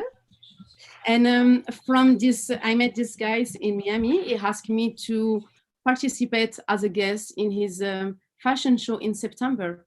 He said, if you can have a collection about 3 months, you can be on the show. So I said, okay, because I work fast and I like what I'm doing. So I did collection for him. So I was in the runway in September 2010. I was the first one bringing modest fashion and ethnic dresses in USA. So I had the response about fashion TV. I had so much press. I was in Ocean Drive magazine. It was just crazy. It was amazing for me. I had Dubai TV asked me to come to Dubai for interview. It was like so crazy and fun in the same time. And I had one, she contacted me too from Dubai, say, Nora, can you come help me to do my own collection? And I want something more young and more fresh. And if you can put like the French touch. So I went to Dubai. I had interview with Dubai TV, and I worked with this shop in Dubai Mall to do like some few design for her. So I was like planning to go to Dubai for 1 month, and I stayed 6 years there. The TV shopping called me, and I was like the first designer on TV shopping in the Middle East and the Gulf. I work with the most e-commerce, and I had a customer everywhere in Africa, in Dubai, in Saudi. So it was like crazy and fun. And you know, to be on the fashion is for me was so blessed because I had invitation from everywhere. In New York during Fashion Week, I was lucky to do presentation of my collection to the team of Shark Tank. I met Laurie Grenier from is the queen of QVC. She said, I love what you're doing. I had Mark Cuban came to me and he said, you have the gift, and stop to think of what you don't have, but cook with what you have. And when he told me that in 2014, I was like, this is nice what he said. It's like he took one key and he opened like some things on me. So I went back to Dubai and I said, let's meet to put some collection together, like very special one. So I put some collection like with what I have, the fabric I had, my own idea. And like I put together a collection about like a week. And friend of mine, he said, Nora, I'm doing like a crazy campaign on Google.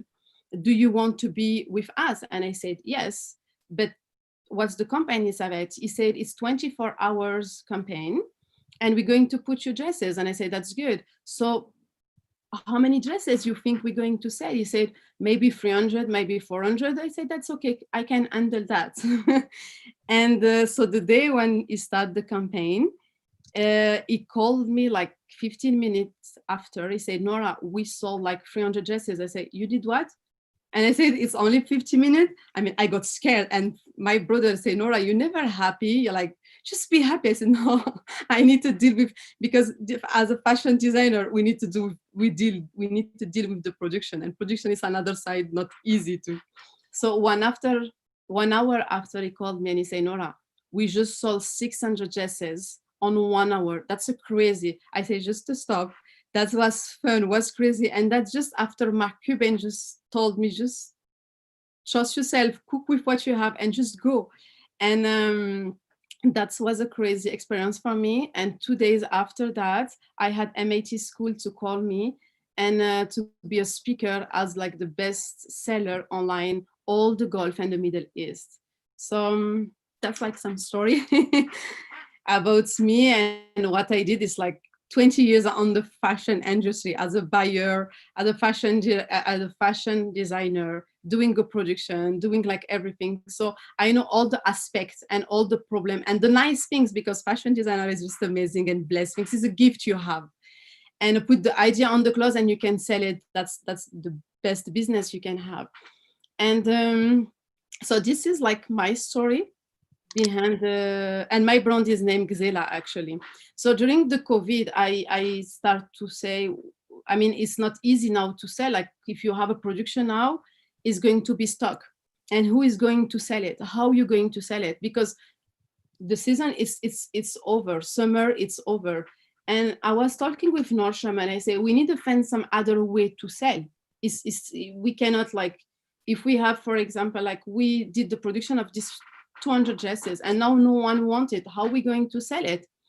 And she said, yes, so what we can do. So we came with an idea, Norsham and me, is to have a fashion TV and a fashion shopping. Like we put some idea, like innovative idea. It's like I said, it's a TV shopping in the same time is a fashion TV. And we're going to have the modest designer around the world and have this halal product online with a small video. And we start to talk like with some people around this industry and everyone is so excited. Some factories like, yes, please do it. We have this crazy stock and we don't know how to do it. And only the best way to sell is social media for sure. TV, people staying at home some, to have some app. And so I cannot say too much about, so I will let like Norsham to talk more about, but the name is going to be norandnora.com.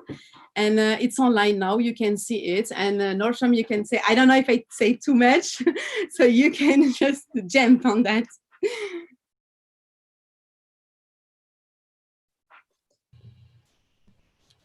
Okay, just a second. I'll switch on the volume. Okay, Norsham. Okay.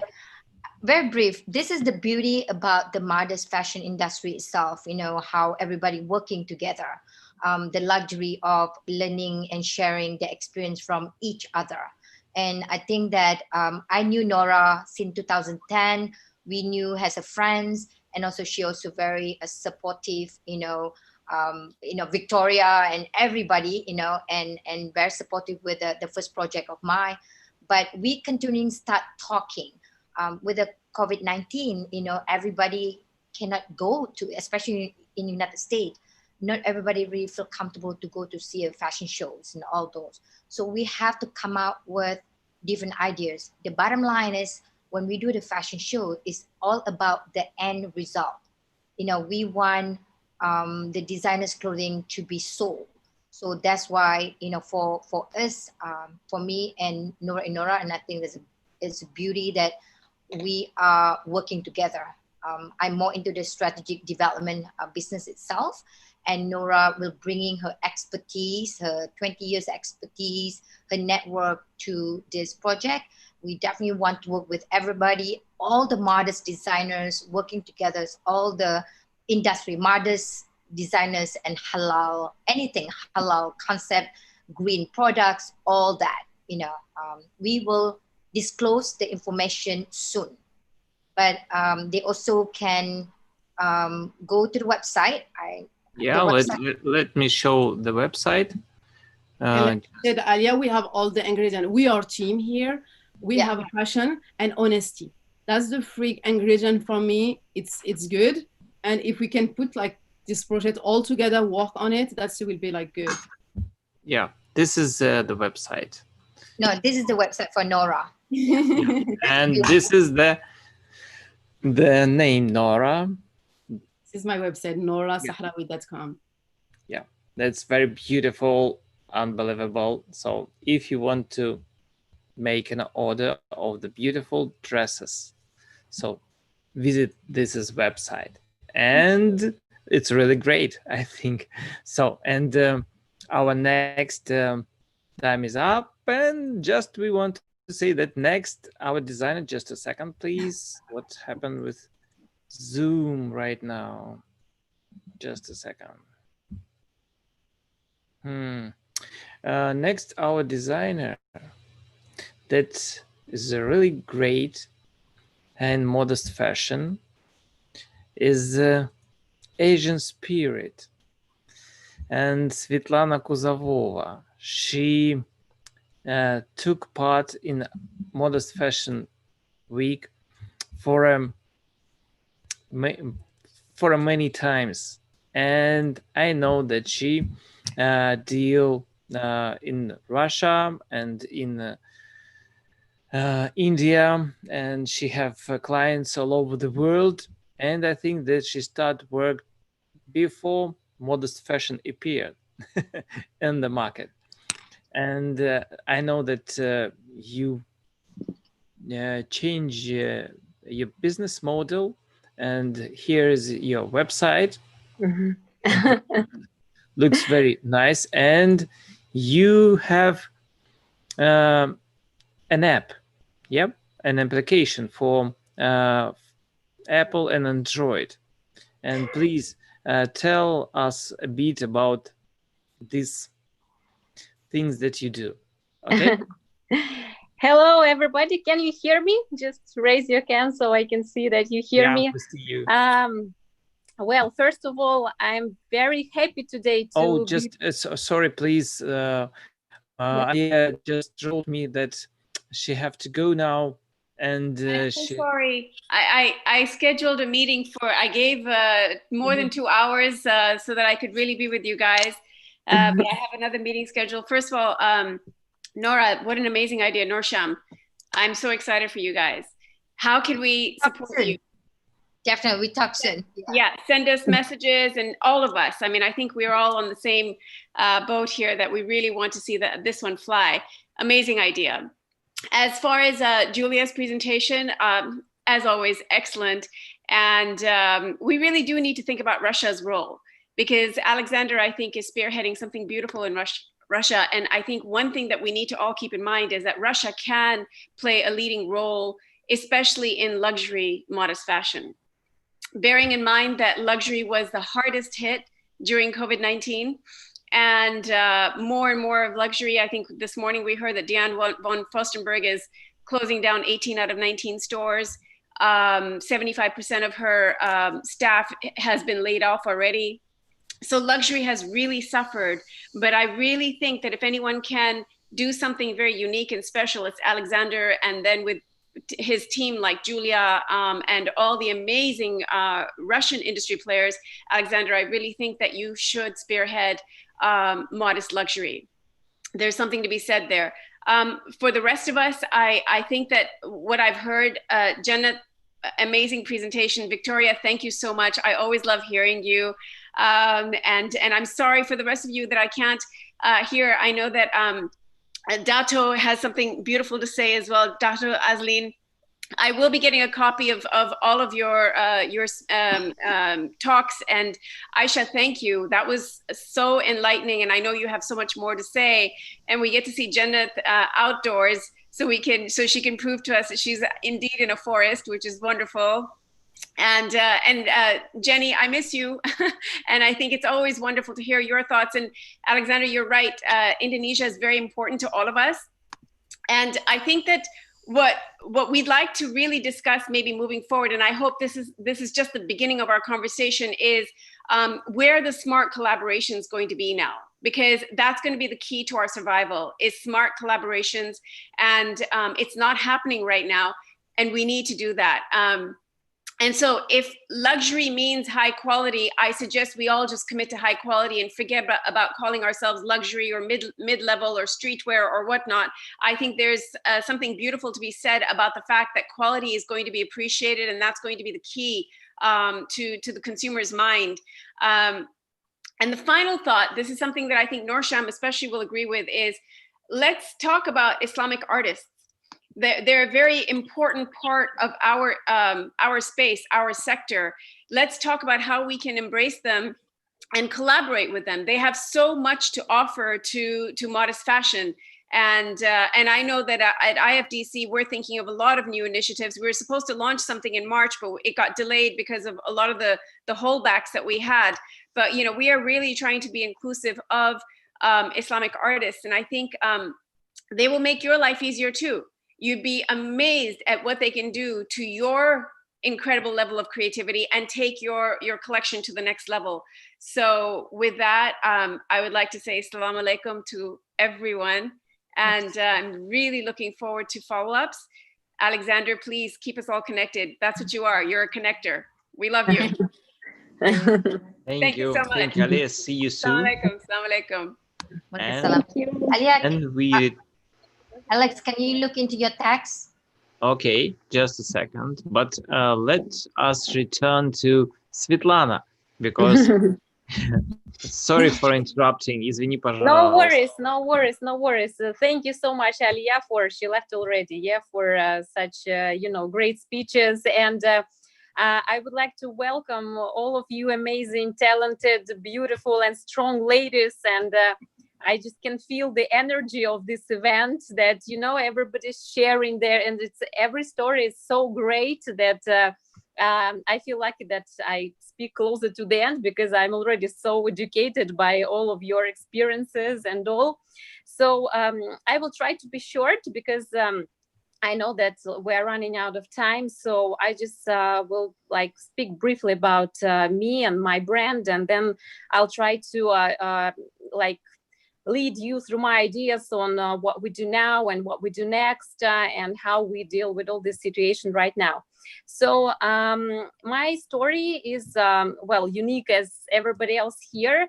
I'm not a designer by education or whatever. So I have two financial educations. I've studied in London, I've studied in the United States, I lived in different countries, so I'm quite an international person. And after graduating from two financial universities here and in the United States, I came back to Russia and worked in investment real estate. So it's quite a, field. It's a great field, but it's a very big business. And I worked in foreign companies, in huge development, investment, and consultancy companies. And several years it took me all this, and I realized that it's great. I'm earning good money, but I feel like I stopped being feminine and I become really a male, like a strong person who is, I had 40 men in my department, and all of them were twice older than me, and I had to be strong to rule them. And at some point I felt that my business part is growing, but my femininity part is suffering greatly. So I started to study psychology. I started to understand that I need to keep up somehow, because even in my personal life, men are starting to be afraid of me. So no, it was a very interesting time, and I stepped out of this business. I decided that I want to do something on my own, and I traveled for several years. I lived some time again in States, then in Greece, then in Indonesia, then in India. And I was looking for a project that I really flow my heart in, and that I really take very deeply. And since I was a shopaholic all the time, and I loved clothes and all, and I was buying all this crazy expensive stuff, and all this aesthetics was very dear to me.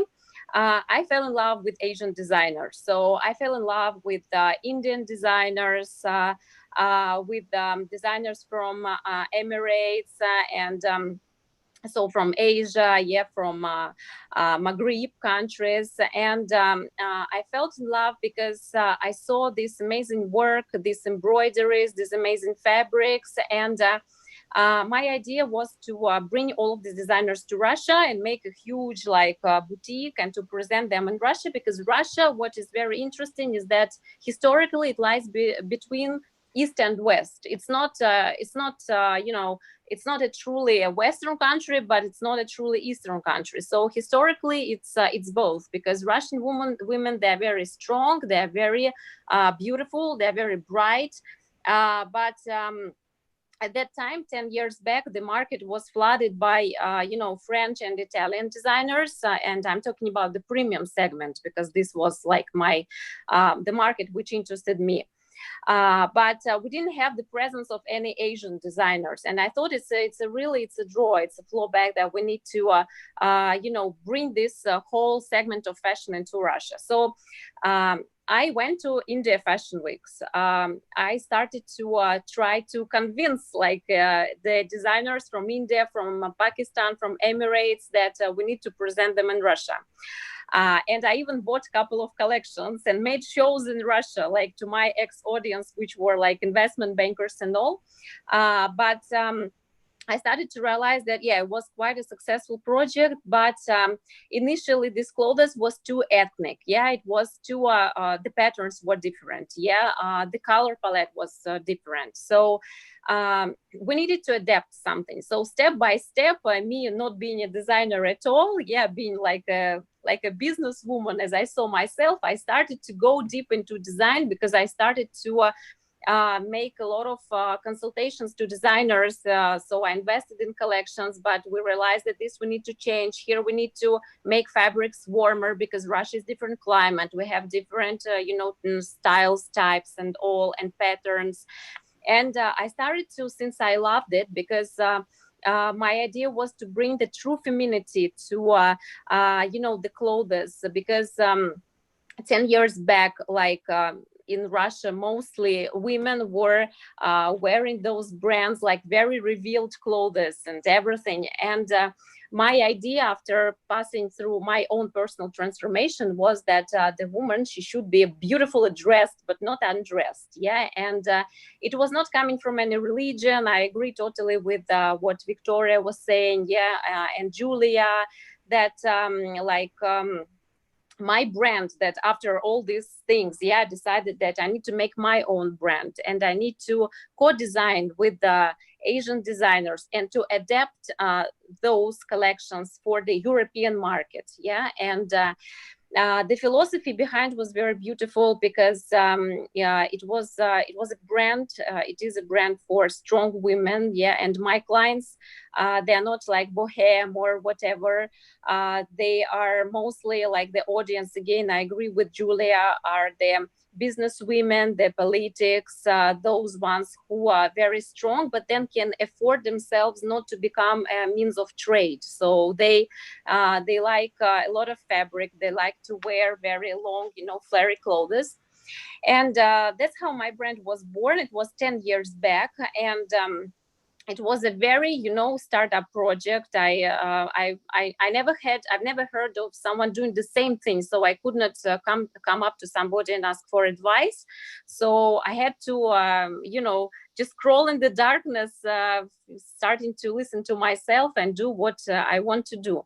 So my brand is a collaborated brand. So what we do, for 10 years, I issued more than 40 collections with 30 designers across Asia and like Emirates, Uzbekistan, mostly India. It's my biggest market. Lebanon. So I travel to fashion weeks of these countries and I choose designers I like, and then I enter as a co-designer, yeah, and I propose them to make a capsule collection for my brand, and I invest in these collections, yeah, and then I sell them to Russia, and I have a lot of clients in Europe, yeah, with whom we have online connections.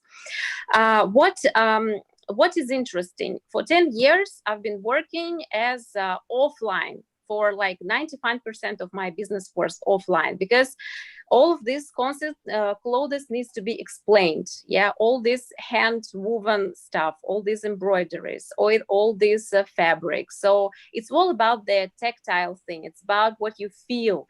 And this education process, it needs to be done. So I refuse to have any online connections. We were selling well, though, through several online platforms in Russia, like Azel. It's the biggest, I think, general overall online platform. But I didn't have my own store. What impact has this COVID story on us? First of all, is that I realized that we need to diversify, and I decided that we do our own platform, we do our own online store, and it started, the demand for it started before even the COVID era, and before like borders got closed, because in Russia, for those in Moscow, my boutique is in Moscow.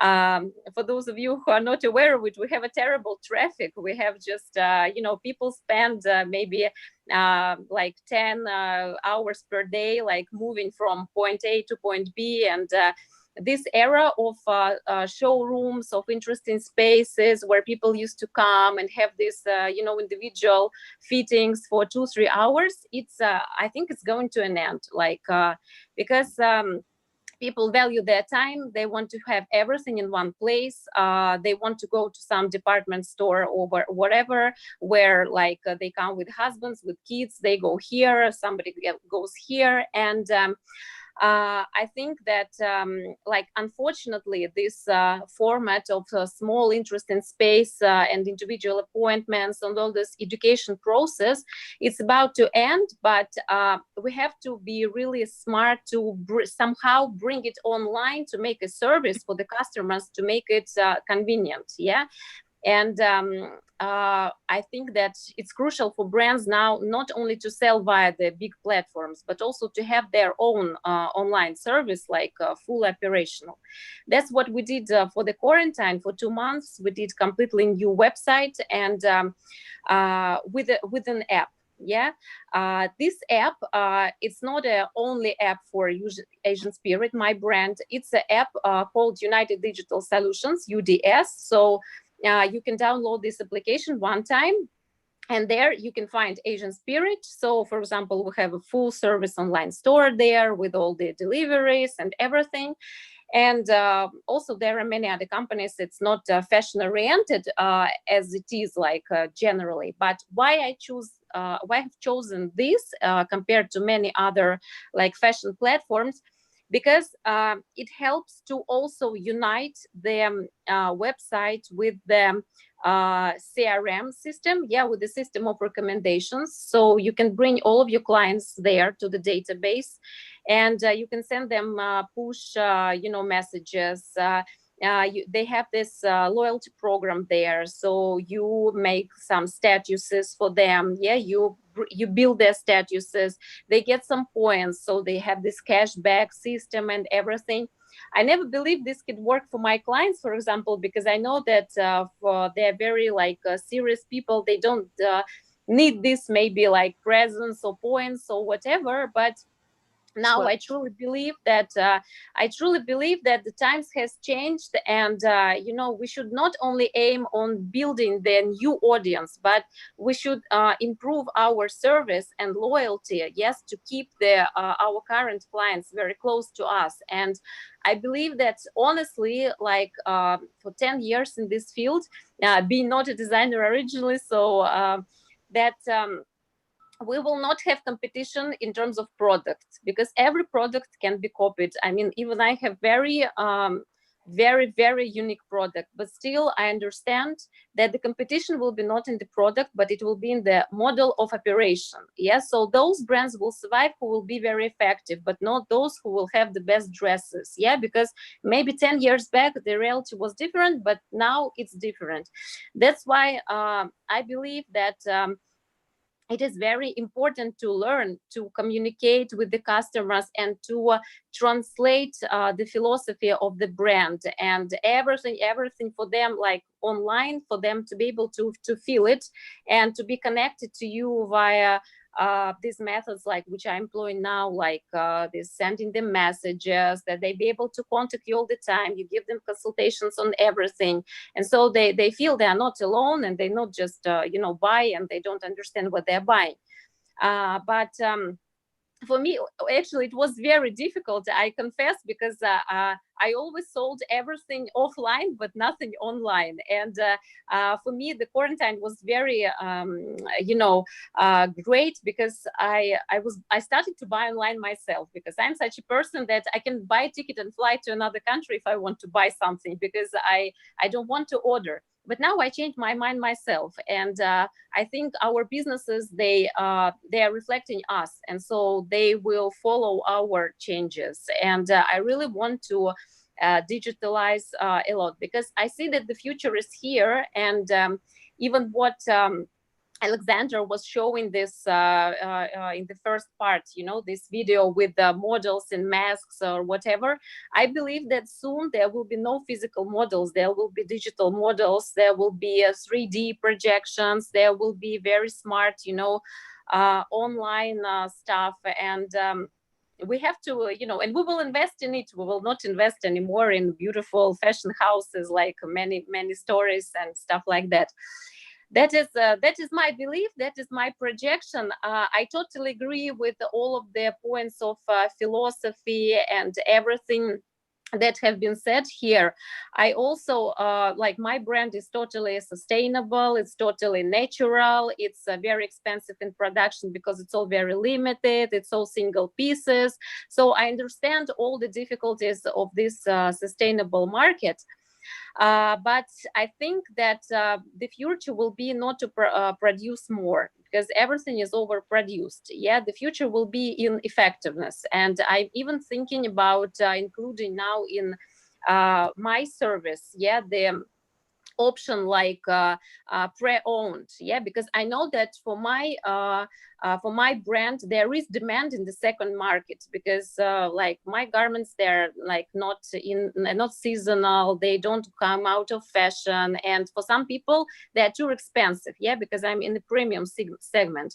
And I have a big audience who are waiting for some sales or whatever, but I can't afford because the cost is too high. So I think like before, maybe 10 years back, it was not a good thing for a brand to incorporate resales, for example. But now the philosophy is changing, because you know, we have to think about it's better to communicate with your clients and keep the resale part in-house rather than you know, keep producing and keep searching for new clients. So there may be different strategies, but I guess that this sustainability and really building up loyalty with existing clients will be the base for the future.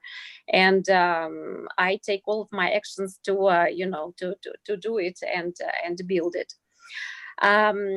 Well, and one more thing I wanted to say, yeah, before I quit, is we also joined this platform. I wanted to ask you guys, maybe some of you are aware it, because I'm the only one who heard about it. It's the Muslim lifestyle platform.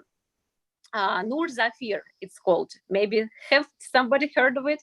Because I thought it's quite a big platform. It's they just launched maybe a week or a couple of weeks back, and they invited us to join. It's a marketplace, and they call themselves like Muslim Amazon or something like this. And link on the message so we can see it. Yes. I will message. And where are they based? They based in London, but I think they're like worldwide or something. They were I'm Nur and Zafir, I think, like this. Okay, I think I know who she is. Yeah, I don't know exactly how their site is spelled, but the name is like this. Yeah. So my brand is not a like a Muslim brand, yeah, but because of the philosophy of it, and because of the respect to true femininity, and because the style of it, I'm very often being proposed. So people, they come to me and say, okay, your brand is modest. I said, yeah, okay. Exactly. If it's modest, then, you know, yeah, Yeah. they say, yeah, like, let's make a show because you fit into the most. I said, yeah, okay. I mean, if I fit, then so. Yeah, that's how actually we got connected, and also with Alexander and Svetlana. Yeah, and I took part in their shows. I'm very excited. I respect very much this you know, philosophy and you know, respect to women. I think it's really, it has no religious borders or especially the country borders, because my aim is to be truly international, because I think you know, this whole situation with COVID also shown that there are no borders. Yeah, we are one, and it's not that there they have a problem and we're okay here. It's not anymore. The world has changed. So if somebody has a problem, everybody's having a problem. So I kept saying, Alexander, from the very first time we met and they invited us to take part in Russia.Modest Fashion Weeks, that I told, I want to go global. Alexander, let's go international, you know. We definitely love to talk to you too. And definitely we're going to talk with Alexander. Absolutely, Norsham, absolutely. I saw your clothing. I saw it. It's a beautiful, beautiful. Thank you so much. Thank you so much. Yeah. So my proposal is let's unite. You know, and I love all the other also like designers who take place, because you know I feel kind of I have my brand, but I feel that together we can do much more. And in internet, I have very good connections in India. It's my biggest market because I'm very close with Fashion Design Council of India, and we're big friends like with all that team as well. And also they have a big because my aim was never to address for example this that market, because for me it's more the source, but we can you know do very big global things, and I'm sure that you know together we can be more we'll do that. Yeah. Yes, thank you so much, and talk to everybody later. And I think that Alexander will you know introduce some new events very soon. Thank you. Yeah, thank you, Svetlana. And by the way, about international, I must say that we thought we're thinking right now with Norsham about organizing Modest Fashion Week in New York. Yeah, we do not give up with this idea. we'll make that show. We're going to, yeah. Yeah, and we have some proposal from London businessmen that want to make the show in London, in Modest Fashion in London. So I think that we should do. And we have heard about everything about modesty, about modest market, about of course Indonesia, and Indonesia it's like a line through our conversation. And I want to give a word and to summarize everything that we have listened about Modest and Indonesia Modest to Eslin, please. Okay. That's your time. Okay. Thank you so much, Alex, and thank you so much for having me here today. All right, and for putting all these things together. And I'm very happy to be in the company of all the very successful designers here. I've learned a lot actually for the last 2.5 hours from all of you. I'm not a designer myself. I'm actually a lawyer. Right, I've been a lawyer for 30 years, and my other hat is as chairman of SNE Sdn Bhd in Malaysia, representing our Malaysian companies to bring them abroad and all that. And my other hat is actually as the president of Peniagawati, which is the oldest woman entrepreneur association in the country, as Norsham said just now. Norsham is actually a member of Peniagawati. So our association is actually 40 years old this year. All right, and my connection with fashion is that I've got a responsibility to develop women entrepreneurs in Malaysia, and of course a lot of women entrepreneurs are in fashion.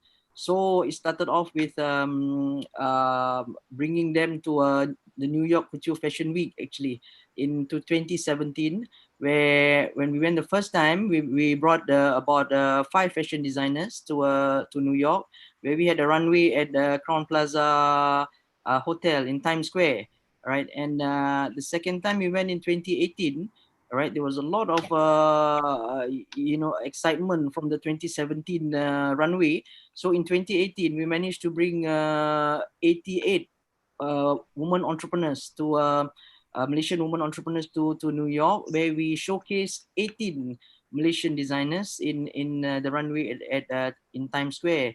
So actually, when we went there, of course, in Malaysia, I mean, modest fashion is big in Malaysia because most of us are Muslim anyway. So modest fashion is like second nature to us. It's like taken for granted. I mean, a lot of things are in the category of modest fashion anyway. So when we went to New York, most of the designers actually showcased the modest fashion using our traditional fabric, the one that Norsham showed just now, like our songket, our batik, our tenun, and all that, right? And also we showcased a lot of the headgear, the hijab, the turban, the various ways of using the headwear, and then it was very, very well received. All right, and I was very happy that some of the New Yorkers hadn't even heard of Malaysia before then, but now they know of Malaysia and they know of Malaysian fashion. So I mean, for Malaysia, right, we are not only big in modest fashion, but Malaysia is also the hub for halal. All right, and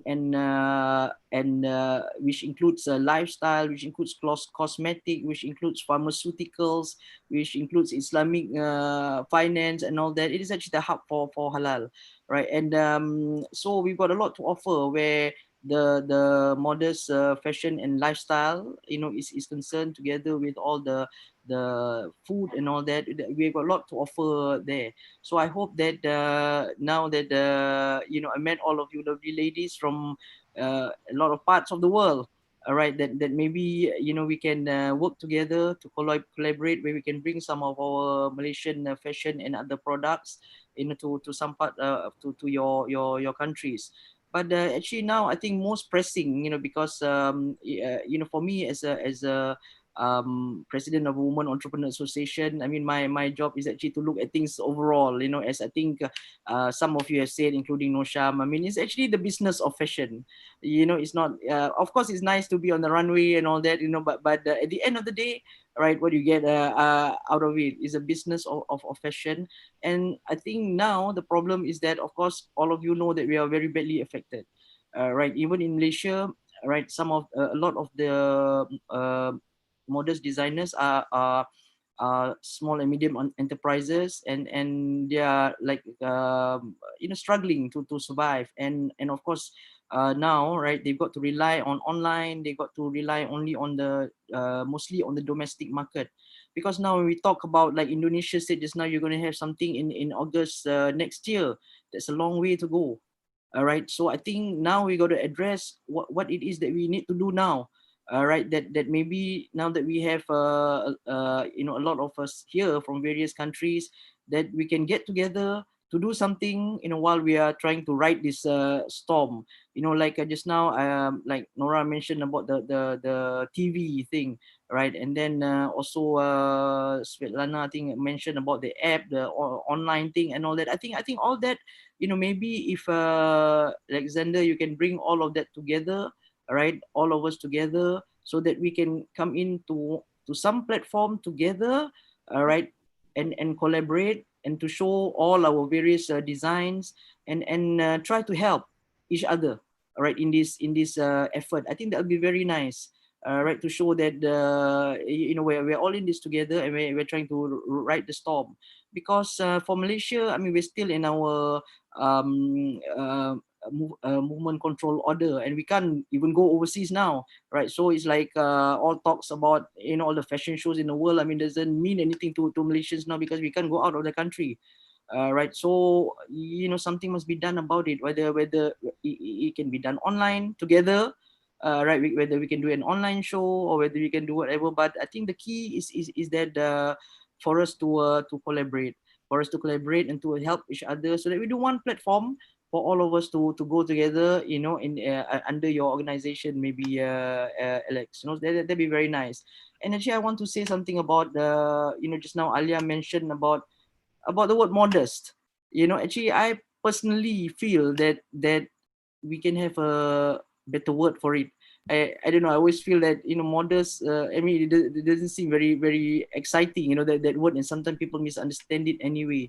Right. So I don't know. Maybe we can take this opportunity to change that word modest to something else, but meaning still modest. And maybe it's a good time to do it, since everything is going on the new normal. Right, so you change something. This is it's like it's a new normal for modest, but it's a maybe a more exciting name that we can brand, and we can go and move forward for that.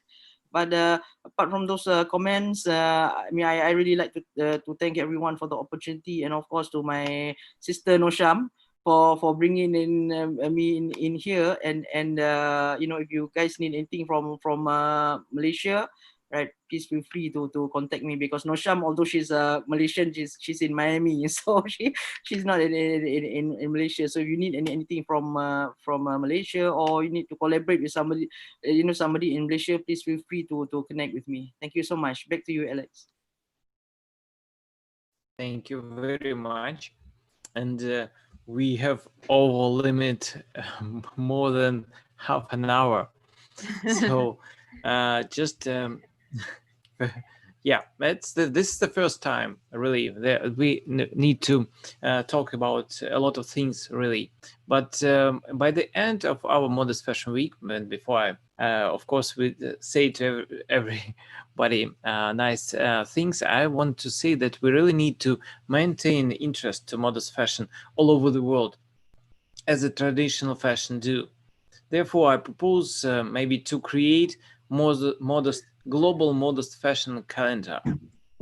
It's the task of the association will include usual information support for events of participant, really.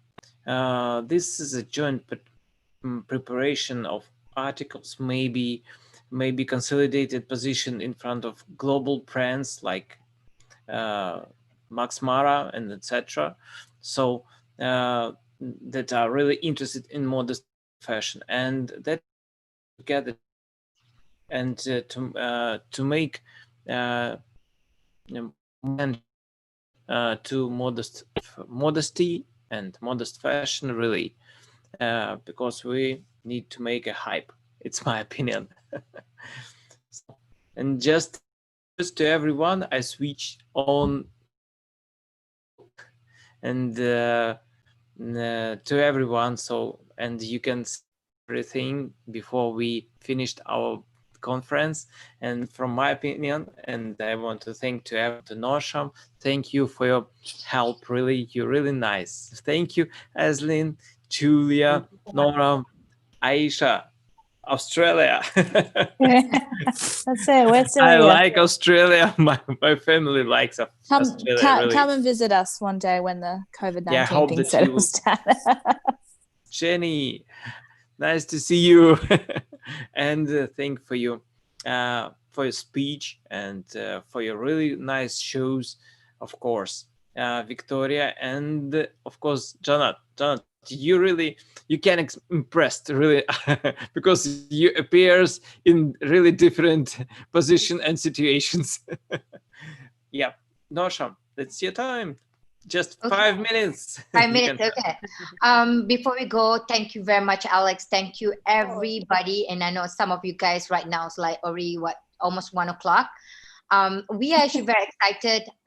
That's why this is the key about modest fashion. We work strategically. That's why I work closely with Dato Azlin, as a chairman of the company in Malaysia. And now we are going to launch our fashion TV coming soon, which is called noorandnora.com.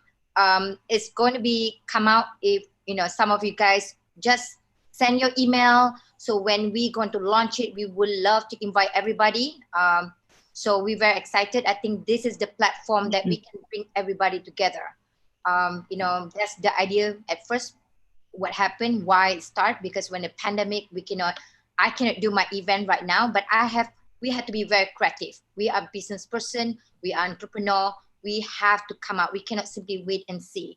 And this is a great opportunity for us to meet, and then probably we can do the next one, the next conference. That's good. Yeah. Виктория, вы появились. Спасибо вам большое. Знаю, насколько вы заняты. Victoria, everybody love your clothing. I'm telling you, and I need to talk to her too. Victoria, everybody in Miami love your clothing. Please switch on the sound, Victoria. Включите звук, если хотите что-то сказать. Спасибо большое. Вообще мотивация включена. Вектор на Modest. Thank you very much. The motivation is on, and the direction is Modest.